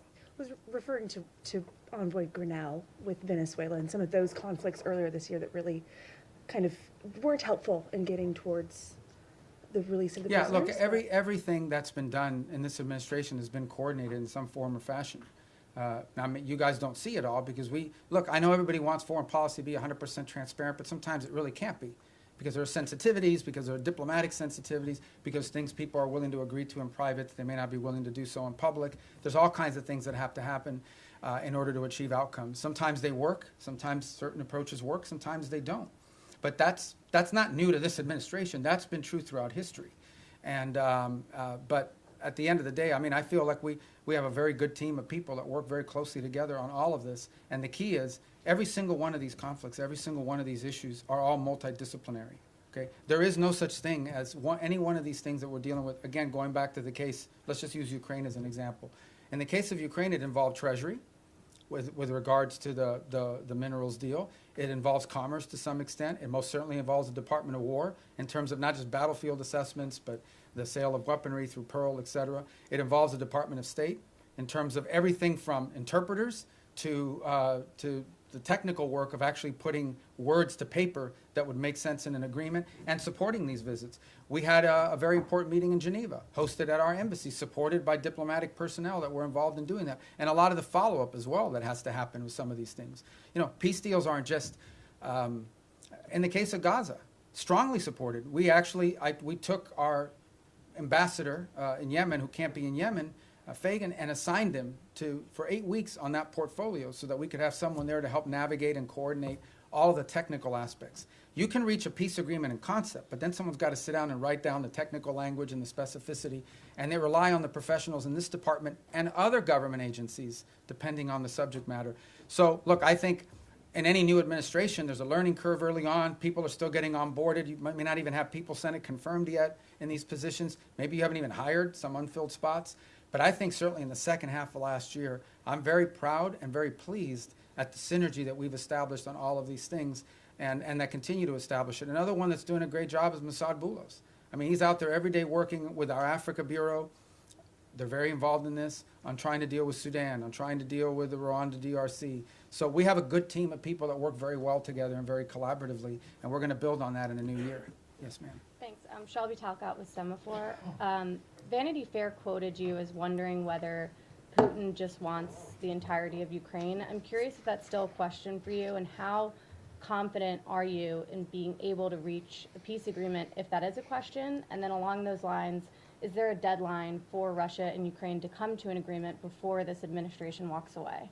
Yeah, I'm not in any position to give you deadlines on anything. And as far as that quote, that's a quote the president has said publicly, which is, he has said 3 things. I thought it was going to be the easiest one, and it's turned out to be the hardest.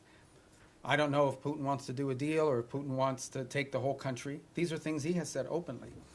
And, you know, I think that's, I don't even remember when I talked to the guy from that magazine, but, you know, for much of the early part of this year, one of the things we were trying to deduce is exactly what is it that Russia wants to achieve. We know what they wanted to achieve initially when the war began.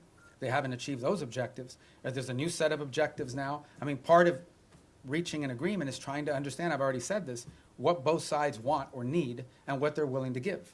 And so I think that was a question that many in the administration had early on, is defining what the Russian position, what exactly do they really, not what they say they publicly want, but what they publicly want and privately want are the same thing.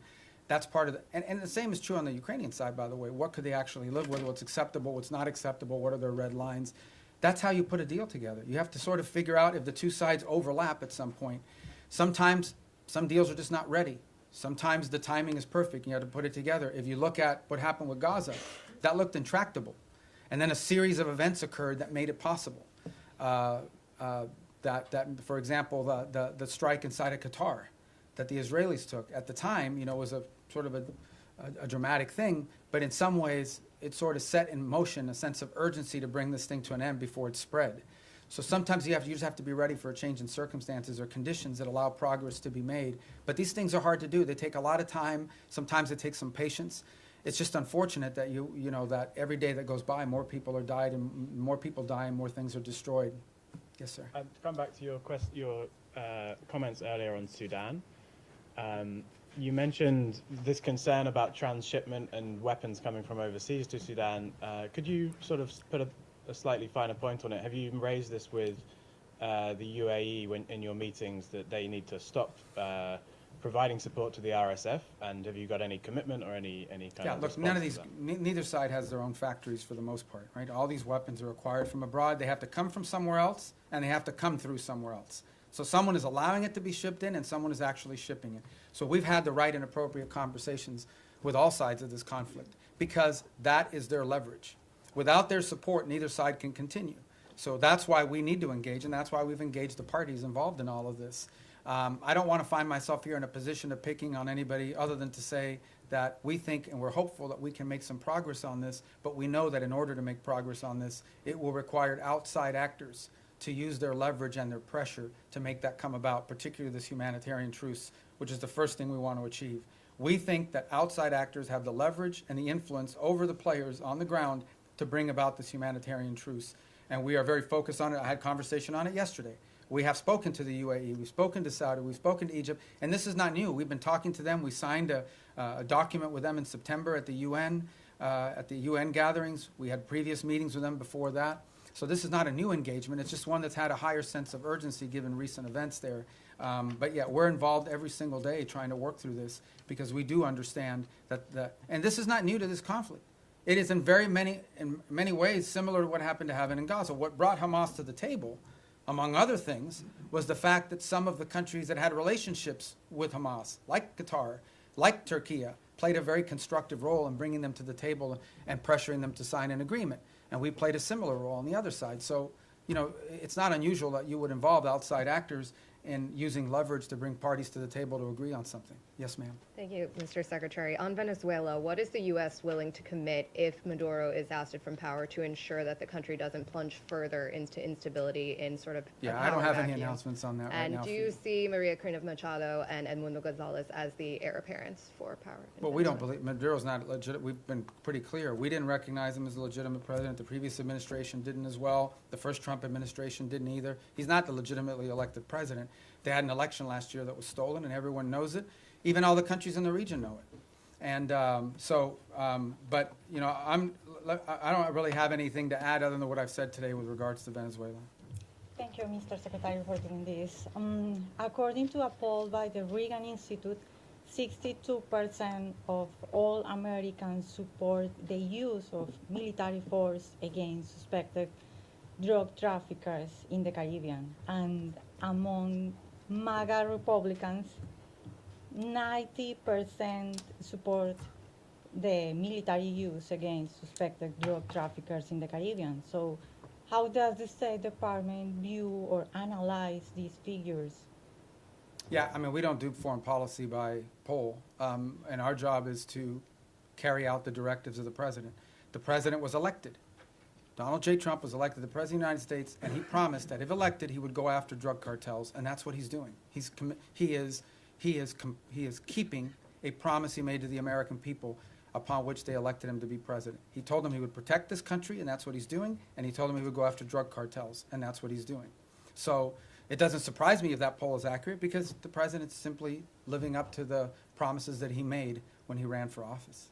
Yes, ma'am. Mr. Secretary, on Gaza, you've said repeatedly in this room now that this is peace is a process, that phase 2 could take next 2 to 3 years. Is there a possibility To fully implement. To fully I mean, implement. you can't build buildings in one day. Right?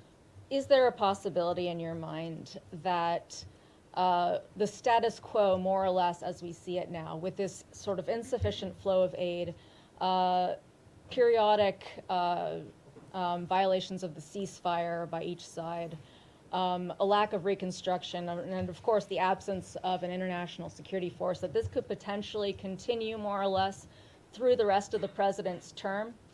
And if not, I'm not asking for a date, but I think we'd all like to know. We've heard from the president and yourself that there are all these countries that want to join the international security force.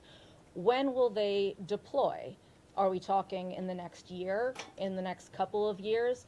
And is there a certain amount of time that could pass at which point the administration, without an ISF, at which point the administration would green light or will green light Israel to resume its war? The way to answer that question is this way. No one is arguing that the status quo is sustainable in the long term nor desirable.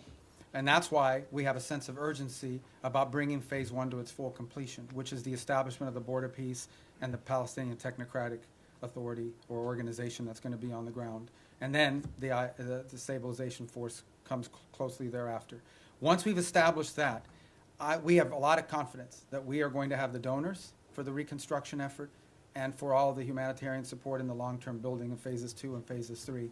We just don't think that we're going to get to phase 2 or phase 3. We don't believe that we can have a successful donor conference, just as a real example, until people know they want to know who's in charge, and they want to know that there's security. Okay, they want to make sure that who's going to pledge billions of dollars to build things that are going to get blown up again because a war starts.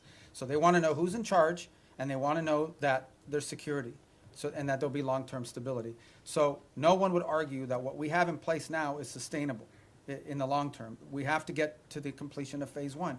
I am confident we will, within the time frame necessary to make it successful. It's just not today, but hopefully very, very soon. We've made real progress. We made progress as late as yesterday in additional names for this Palestinian organization that's going to be the technocratic organization.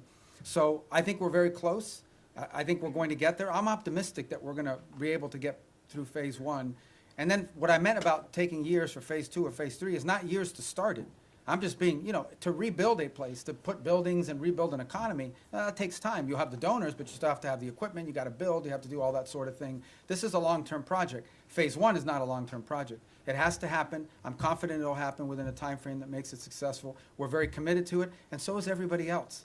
Everybody else in the region understands that there is no plan B. If this doesn't work, plan B or what's going to happen is a new war, and no one wants that. No one wants that. So, Mr. Secretary, are you going to be able to tell us in the next year who is going to secure Gaza and it'll have to happen who is much. going You're to talking about the disarm? stabilization force? Yes. Yeah. That'll have to happen much more than a year from now. That is the completion of phase one. When we get through the establishment of the stabilization force, Board of Peace, Palestinian group, stabilization force. All those things happen, boom, boom, boom, 1, 2, 3. They have to happen very quickly, not a year from now. This is something we're aiming at very soon. It has to. It's what we're focused on right now, like a laser.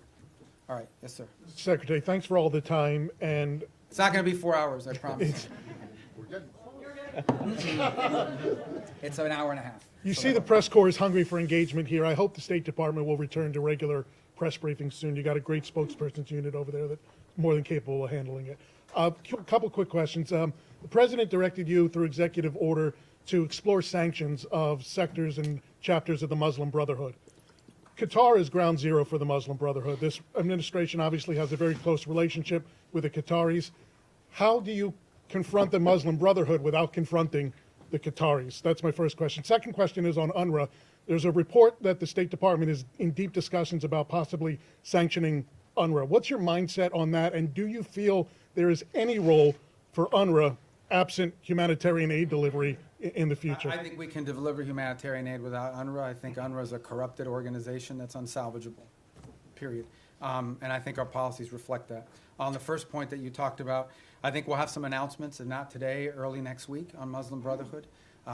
Designating groups there's a series of internal steps, despite what people may or may not perceive. There are things we have to meet, criteria we have to meet, information we have to have, boxes we have to check, legal reviews that have to happen, and that takes time.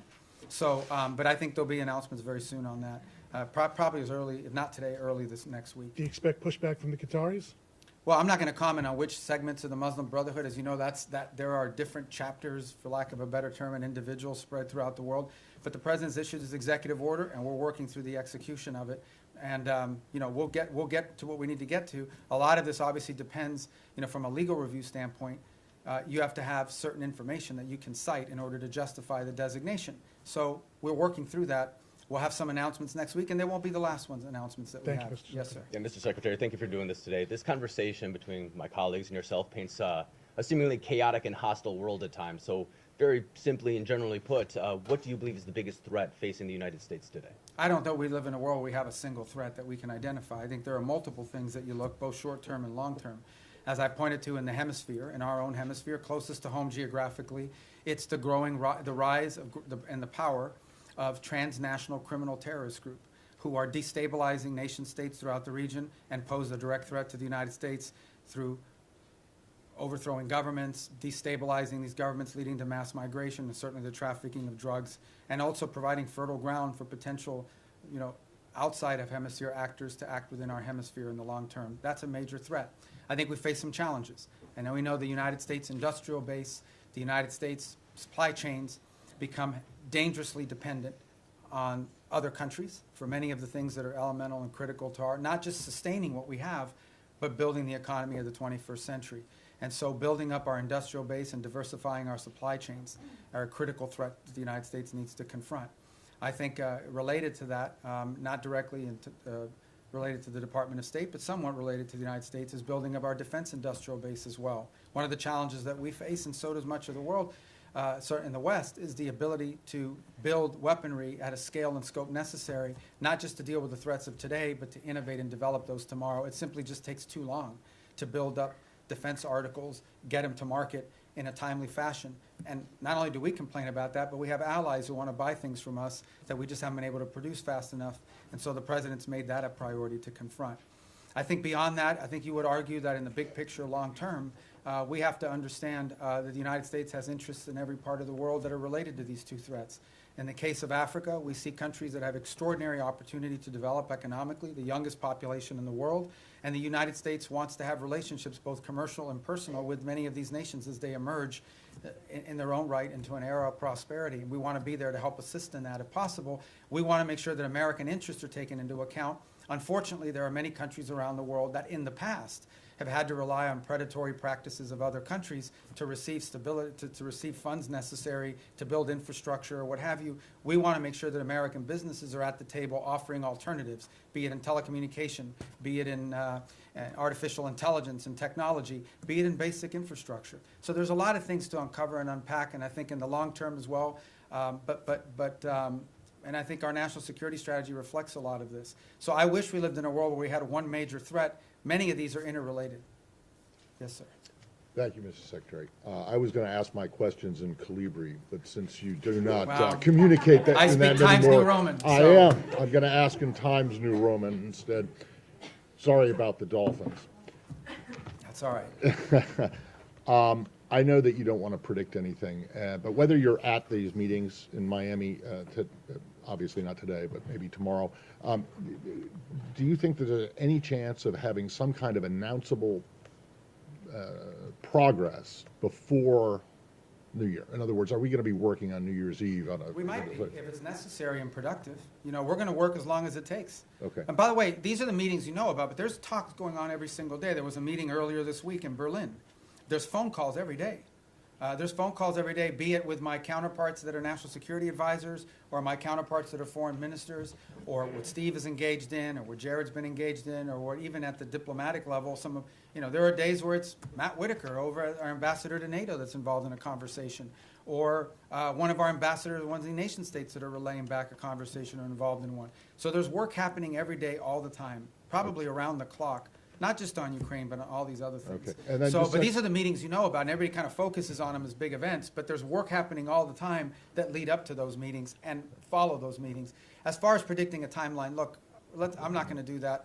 This is a difficult task. It's an important one. We're focused on it. We want to get there as soon as possible. Okay, so and then obviously Gaza and Ukraine are still works in progress, but of the peace agreements that have been reached so far, two of them are in obvious trouble, right? You know, obviously which ones they are: Cambodia, Thailand, DRC, Rwanda. In retrospect, and I know that work is being done to try and resuscitate these, but in retrospect, do you think that the administration, the president, but also others, declared victory on these too early? I mean, this fighting, for example, with Thailand and Cambodia did stop. Both sides have made commitments in writing that they signed. Those commitments today are not being kept as a result of both sides claim grievances against one another. And so the work now is to bring them back to the table. The ASEAN ministers will be meeting on Monday. I had a call yesterday with my Thai counterpart and intend to do the same, and we've been involved, the president, in conversations this weekend. And our hope is between now and Monday to work to bring everybody back to compliance with the agreements that were made. In the case of the DRC and Rwanda, we have signed commitments from both sides. Those commitments are not being met. But at least we have the signed commitments. We now can hold people to something, and we can push them. And in that case, by the way, for example, in the case of Rwanda DRC, as a good example, not only have we been engaged, but we have asked our friends on the Hill, both Republicans and Democrats, to also engage in conversations of their own with these leaders so they understand this is a bipartisan, multi-branch of government interest in this topic. But the good news about both of those is we have signed agreements. At least we have something we can push them towards compliance on. But as I said, in many of these cases with peace, you sign a peace deal, there's compliance, something happens, they fall out of compliance, you got to bring them back, you got to try to push. But at least instead of negotiating something new, you're simply trying to now push people back to compliance with what they already agreed on. So I think these were achievements. In the case of Cambodia and Thailand, it actually did stop fighting It has now restarted, and we are working hard to push everybody back to compliance. And we are cautiously optimistic that we can get there by Monday or Tuesday of next week. We're hopeful. But there's more work to be done to that point. All right. Thank you. Mr. Secretary, you've said, including here today, that Maduro doesn't honor deals. How can the U.S. achieve the goal that you're describing of stopping the drug traffickers and the terrorists without Maduro leaving, number one? And number two, a topic that hasn't been asked about yet, State Department officials have recently met with visiting AFD officials from Germany, and we're hearing from AFD members as well as analysts who see the national security strategy as an effort by the administration to endorse the AFD. Can you share anything about the views of your views or the views of the administration on the AFD in Germany? Yeah, I mean, on the case of Venezuela, I mean, I've answered it repeatedly now. I can only tell you our national interest is ending the flow of drugs towards the United States and these terrorist activities that are occurring that include cooperation with these gangs. Beyond that, I'm not going to speculate on what leads us to that outcome, other than to say that we're very committed to reaching that outcome. We meet with a broad array of political actors in multiple countries all over the world. They come, they visit the United States. We want to know who they are. We want to meet with them. We want to hear them out. As I told you, we have a president who generally does not view meeting anyone as a concession. So there are broad political actors. We've met with broad political actors from different parts of the Western Hemisphere as well, and broad political actors from different parts of the world. So I think it's important, and part of our job is to understand the full political spectrum of countries around the world, including countries we have alliances with. I would say that many of our allied countries, they meet with Democrats and Republicans, and sometimes libertarians or whoever. I mean, who are political figures that travel overseas, they also have meetings with them. So part of the job of the State Department is to inform the administration about sort of the internal political dynamics of the countries that we have alliances and partnerships with. Because in the end, we don't know what the outcomes of elections are, but understanding that the internal political climate of individual countries is a key part of determining how we approach and pursue public policy in partnership with them. And that's why, you know, we've had recent elections here in the Western Hemisphere, and we've met with multiple people that are running. Meeting with them does not mean we're endorsing them for president of Bolivia or president of Chile, but we do want to know who these people are and what they're about and what they're thinking, because it informs our work. And by the way, so, you know, we do that from the embassy as well. I mean, we get a lot of the cables I have is a meeting they met with someone who's going to run for president in 2 years. That doesn't mean we're endorsing the person, but we should probably know a little bit about them in case they win. And even if they don't win, if their party has votes in the parliament or votes in their legislative branch, that's an important factor to consider. Yes. Thank you. Some key European and regional allies say they're limiting intelligence sharing with the United States because they're worried that the boat strikes violate international law and they don't want to be involved. Doesn't that strain these relations with key partners that you say you need in order to do these broader security efforts in the region? No. No, it doesn't. I mean, ultimately, at the end of the day, I'm not going to comment on intelligence matters. Look, every day I read stuff that's just not true. Every day. I'm not telling you guys you guys are being lied to sometimes. Like, sources will come to you and tell you things. Just because they have a government email doesn't mean that they know what they're saying. Maybe they just want to sound important. Maybe they have other incentives. I'm not opining about your question in particular. I'm just writ large, but I'm not going to talk about intelligence matters.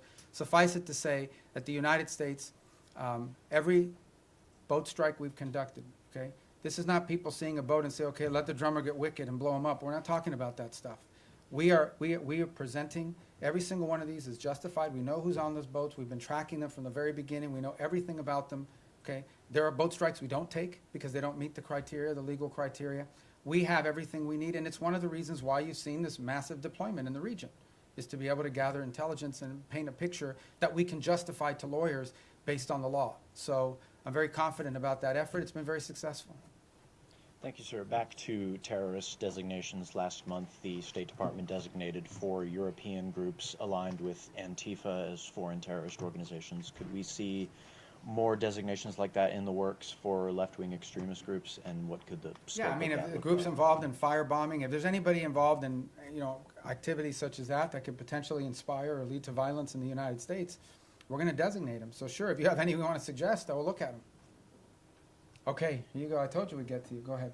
Thank you very much. Thanks for your patience. Mr. Secretary, I wanted to drill down on the way you and the administration see America's national interests, because you said that Ukraine is not on our continent, not our war. You said something in our own hemisphere is more important. So This involves both our commitment to the negotiations in Ukraine, which the president is passionately committed to for ending the rising numbers of deaths, he says. Russian President Putin told my colleague, Keir Simmons, today at the news conference in Moscow, "We do not consider ourselves responsible for the loss of life because it was not us who started this war." Does the administration, does the President, you, the administration, believe that Putin was not the aggressor here? And if so, how can you reach an agreement between two parties when the aggressor will not acknowledge that he invaded a sovereign country? If I just may follow. So how do you reach any kind of compromise or ceasefire when Vladimir Putin repeatedly says, and you say that may not be what he really believes, but he has never said that he would make concessions publicly. And he's never said that he invaded Ukraine. He's always said that that is Russian territory. So why is that not in our national interest? When also in our hemisphere, if it's impossible to eliminate the threat of narco-terrorism as you describe it, with Maduro in charge, you've described the extent beyond narco-terrorism and drug trafficking of his threat. You've described it today as a threat to the region. Doesn't that mean there will have to be regime change? And is it in America's national interest to get involved in regime change in our hemisphere, given what's happened before? And why is Maduro this overriding, I mean, he is an overriding threat by all acknowledgement, but why is the former president of Honduras not a regional threat, who was personally involved in, hundreds of tons? Right. So let me take the second one for the first one. On the president of Honduras, I'm not involved in the pardon process, which is what that was. He's no longer in office. So that might be. He was in a U.S. prison. No, I understand, but I can't comment on our pardons process because that's not an area that I have many jobs, but that ain't one of them. So I'm not hiding from it. I'm just telling you I don't know. I can't give you an informed answer on that because I was just involved in that process. As far as the question of Maduro and his impediment, look, I've just made the observation that it's hard to make a deal with someone. Everybody says we should go to negotiation. All I'm observing, I'm just saying all I'm observing is he's never kept any of the deals he's made in the past, which makes it difficult to consider making one in the future. Beyond that, I'm not going to speculate about what might or may not happen. Ultimately, I can tell you what our goals are and what our interests are, and that's how we've defined them. Well, in 2019, didn't he get bailed out by Cuban military, Cuban intelligence, outside forces? And so ultimately, with this blockade, is this partly, yes, Maduro, but partly to get at Cuba and Iran and the recipients of this sanctioned oil? This action on the boats, these are sanctioned, but these are enforcement actions. That's what they are. They are existing sanctions. And therefore, 80% of their oil is shipped through ghost fleets. Okay, so we understand what we're talking about here. We are talking about boats that are basically privateers, okay, that are flying under false flags, that turn off the transponders, that spoof their true location. They are hired to evade sanctions. We are simply enforcing sanctions. Every one of these has a court order attached to it. We go to a judge, the judge issues the warrant, we're executing. These are enforcement actions. The fact that they happen to impact a terrorist regime, is a good thing, but they are enforcement actions, and we are conducting enforcement actions. On the case of Ukraine, no one has said that Ukraine is a zero in terms of our national interests. We have sold them billions of dollars worth of weaponry. We've provided them in previous billions of dollars worth of weaponry. We continue to provide them intelligence support. And we have sanctioned. The president has sanctioned the Russian Federation. He issued oil sanctions. All the oil sanctions everybody wanted him to do, he did them. He did them a month and a half ago. All I'm saying, now you point to all the stuff about, does Putin say this? Does Putin? That's why this issue set is difficult. I'm not claiming anything other than the fact that we understand it's difficult. We understand that you're not going to have a deal unless both sides have to give and both sides have to get. Both sides will have to make concessions if you're going to have a deal. You may not have a deal. We may not have a deal. It's unfortunate. The U.S. should walk away from that if it is not a prime region interest, because it's not in our continent. That's not my decision to make. Ultimately, the president will make a determination if and when he feels like further U.S. engagement is no longer productive or serves the national interest. That's a decision the president have to make. I can't speculate about that. All right, yes. Mr. Secretary, a question for you on Venezuela and then quickly on Ukraine. You mentioned Maduro was not the only one indicted by the United States in the Southern District. Does that mean it is U.S. policy that not just Maduro, but his top regime lieutenants, cabinet members, that they all must exit? Yeah, no, I point to the indictment simply as when people say, well, how do we are alleging that he is, and I guess, you know, you can describe it any way you want. I just want to make clear, like, this is not something we came up with. Right. We're basing it on a federal indictment and a superseding indictment. Cabeo's in there. Yeah, a bunch of people are. And so, but what it proves is, and the reason why I raise the indictments is because the indictments are the point of the $50 million reward. And I believe the $25 or $10 million reward for Cabello and for others. My point is that this allegation, this claim that the Maduro regime is a narco-terrorist organization is not on the basis of political talk or speculation. It is on the basis of evidence provided to a grand jury in the Southern District of New York that returned an indictment. And that's why I point to those indictments. Can I ask you on Ukraine quickly, because Russia has deployed its latest nuclear-capable missile system to Belarus, according to that country's leadership. We've heard from a number of European leaders, the Chancellor of Germany himself, that they think this era of Pax Americana is gone, that they are needing to prepare to be on a war footing because of the threat from Putin. Do you believe, does this administration believe today that Vladimir Putin will end his march on the eastern flank of Ukraine?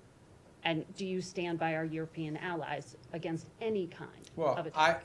Look, we have heard the same concerns from our allies in NATO. It's why we are in NATO. It's why we meet with them. It's why we talk to them all the time. I've spoken to Mark Rutte this year probably 40 times, and he's spoken to multiple people in our administration as well, multiple times. He's been here multiple times. He speaks to the president directly. It's why the United States basically is over 50% of NATO, both in troop commitments and in financial commitments as well. It's why we remain in NATO. It's why the president had a very positive visit in NATO. In the end, that's why we're in this alliance. And that's why Article 5 in the NATO alliance is important, and the president has reiterated that. We think it's a very strong deterrent against any of these fears or concerns that any of our allies in the region may have. And the president's been clear that we are committed to NATO, we're committed to the alliance, and our commitment isn't just rhetorical. Our commitment is in action, in the troops that have been deployed, in the monies that have been spent, in the capabilities that are located, in the cooperation and work that we do every single day with our NATO allies. The only thing we're asking for, which is not unfair, is for our partners in the alliance to improve their own capabilities. Because the more capable our allies in NATO are, the more capable NATO is. But We're going to keep doing our part. We just want them to do more. And they've committed to do more. But these allies are saying that they are concerned now. Sure, and that's why we have NATO. So nothing has changed? Pax Americana, what the Chancellor Oh, I don't Germany know. said I don't know why he's saying that. You'll have to ask him why he's saying that. The truth of the matter is that NATO is the key defense alliance and agreement that has provided stability on the European continent. We believe it is stronger today than it's ever been because our allies have committed to increase their own defense spending. The more capable our allies are, we've already made our commitment. We've been spending billions and billions and billions. It's the single biggest part of the largest government budget in the world is defense spending in the United States. So we've already done our part, and our part isn't just rhetorical, it's real. We have troops stationed there, we have capabilities there, we have weapons we've provided our partners in the region as well. We believe that if you want a strong NATO, you want your allies in NATO to be stronger. The more capable our allies in NATO are, the stronger NATO is collectively. And that's why we're very pleased to see them make that commitment of 5%, with the exception of Spain. And that's why the president left our NATO gathering earlier this year so enthusiastic about the future of NATO and about our role in it. And in fact, that's why the president's been working with NATO countries on the Pearl program, which is what's providing weaponry to the Ukrainians today. Go ahead. Secretario, gracias por su tiempo y por atendernos. Sé que esta es como la 10ª pregunta de Venezuela, pero quiero quedar claro con varias cosas. Primero, usted puede hacer una referencia al comentario que hizo el presidente Trump apolítico cuando dijo los días de Maduro están contados. ¿Eso se refiere a días, semanas, meses? Esperamos un 2026 sin Nicolás Maduro. Y me gustaría también que se refiriera a la orden de escoltar esos buques petroleros que acaba de dar Maduro a su armada, esos buques sancionados que ustedes están incautando. Algunos de ellos ya fueron escoltados, no estaban en la lista de sancionados, pero ¿qué pasaría si eso fuera con un buque sancionado? Y por último, Maduro le ha pedido al ejército colombiano que se una como un solo ejército en medio de su desespero por responder a este cerco. Son 3 preguntas. En el tercero, nosotros no vemos eso como algo serio en términos de involucrar las Fuerzas Armadas de Colombia. En términos de los buques, como bien han dicho, creo que salieron 4 buques ayer, que ninguno de los 4 eran sancionados. Y no no existe nada que vaya a impedir nuestra habilidad de poder enforzar las leyes de Estados Unidos en términos de los buques que son sancionados. Y en la primera pregunta yo no voy a especular sobre, tendrá que preguntarle a la Casa Blanca, el comentario del presidente simplemente para decirle que sin duda pensamos que el régimen de Maduro es ilegítimo y que su cooperación con estos grupos terroristas en nuestra región, incluso sus propias actividades terroristas, son una amenaza a la seguridad nacional de Estados Unidos. The 3 points that he asked about, one had to do with the Maduro calling on the Colombian armed forces to join ranks with him, and we're not really focused on that rhetoric. We're also not concerned about, there were 4 boats yesterday that were escorted by so-called naval vessels. Those were not sanctioned boats to begin with, but there's nothing that's going to impede our ability to enforce U.S. law when it comes to sanctions. We're not concerned about that. Sanctioned boats, we have the capabilities necessary to enforce our laws. We'll have a judicial order, we'll execute on those orders, and there's nothing that will impede us from being able to do that. And on the first point, the question was something about President Trump had said that Maduro's days are numbered. I didn't hear that quote. Was that a recent quote? ¿Esto fue reciente? El 9 de diciembre. Yeah, so ultimately, look, our observation is the same I've made here repeatedly, which is that the fundamental challenge we have here is that the Maduro regime isn't just illegitimate, they openly cooperate in terrorism against the United States. And that's a problem, and it remains a problem, and it's at the core of this. Habló con María Corina Machado, ¿tiene pensado recibirla en Washington? No está nada programado, yo creo que ella todavía está en Oslo. Pero obviamente yo he hablado con ella mucho en el pasado. Go ahead. Are you going to tell us in English? He asked about Maria Corina Machado. I believe she's still in Norway. I'm sure there'll be a meet. She'll come to the U.S. at some point, and I've obviously spoken to her many, many times over the years. Thank you, sir, for taking so much time with us today.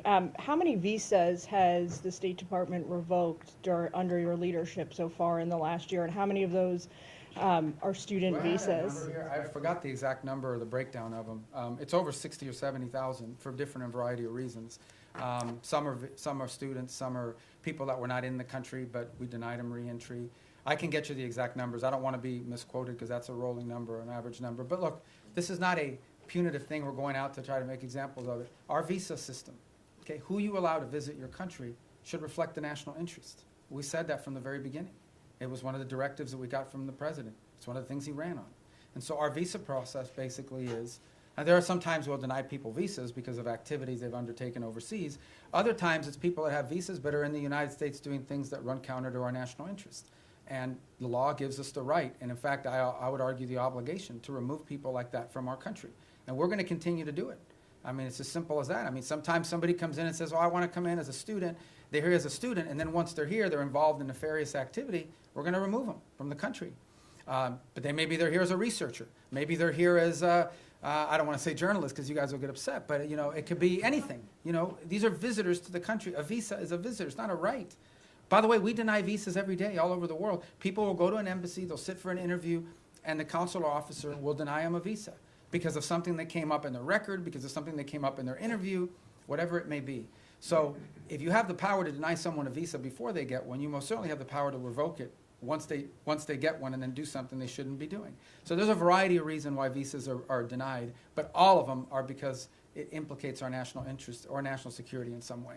You began the briefing by talking about your confirmation hearing, and one of the core commitments or goals you set for yourself in that hearing was to rid the State Department of anti-Semitism and what the president calls DEI ideology. When you look back at the last year, have you done that, sir?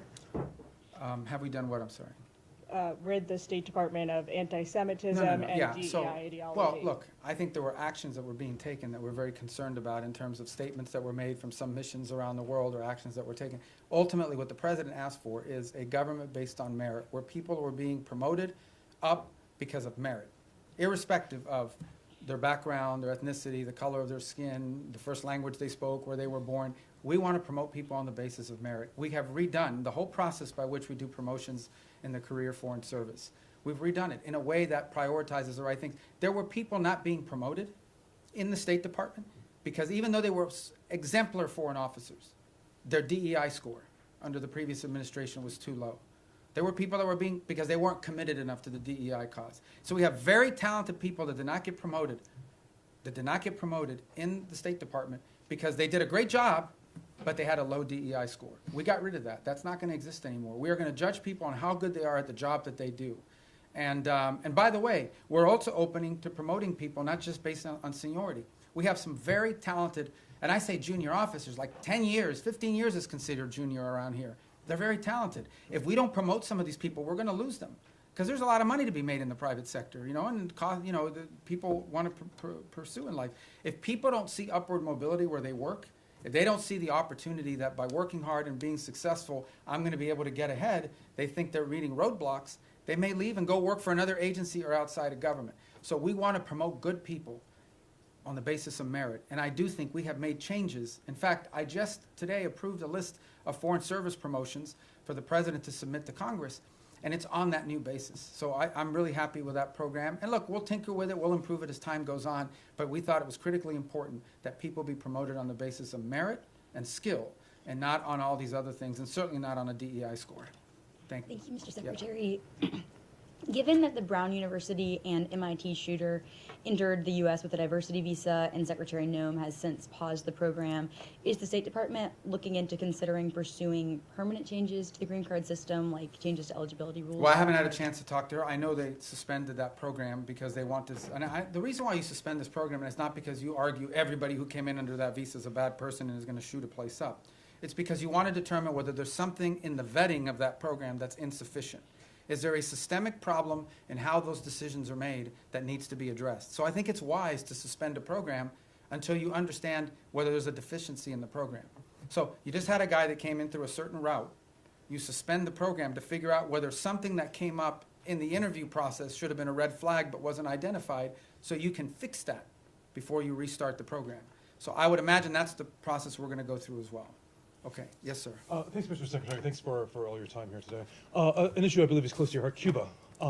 Is it the policy of the United States to seek regime change in Havana? And should we see the developments that are going on right now with Venezuela, the U.S. policies, as part of an effort to bring down the communist government? Yeah, and if I may briefly, do you stand by your statement earlier this year that nobody has died from USAID cuts?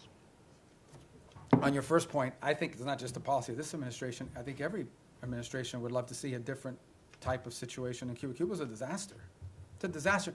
It's not just because they're Marxists and because they're terrorists. They're incompetent. These are incompetent people, and they've destroyed that country.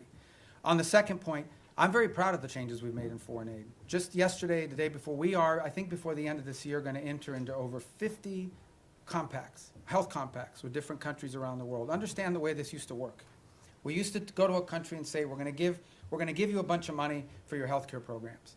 And then we would go out and hire some NGO in Northern Virginia or whatever. They would take their 60% cut off the top for administrative aid. They would take another 20%. Before you knew it, just a portion of that money was even reaching these countries.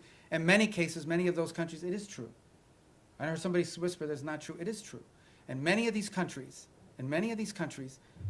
the governments didn't even know how much money was being spent. We are now entering into government-to-government compacts with these governments. And the compacts are the following. Not only are they provided assistance, but they are being provided a plan to build up their own self-sustainment and their own abilities internally. So that in the long term, these countries need less aid because they can now do it for themselves. Some countries may take 5 years, some countries may take longer, but we're very proud of that, and the countries are very excited about that. I'm also very excited about humanitarian aid. It's interesting, you guys didn't pay a lot of attention to this, but this happened. In Jamaica, got hit by this hurricane. And everybody, I saw some articles, this is going to be a disaster, the U.S. humanitarian response is not going to be good. It was excellent. Perhaps one of the best humanitarian responses in recent memory in terms of what we were able to bring very quickly to bear in assistance to them, led by our embassy, but also led by the region. And by the way, it was also very helpful that we had a lot of military assets in the region that were able to assist in that as well. We recently had an event in Sri Lanka. Again, we were able to very quickly provide assistance, the assistance they needed. So it's still a work in progress. We're still building this out. But I think in the big picture and in the long term, when people look back at this, they're going to say that we redid foreign aid in a way that actually delivered aid more effectively and in a way that furthered our national interests, both.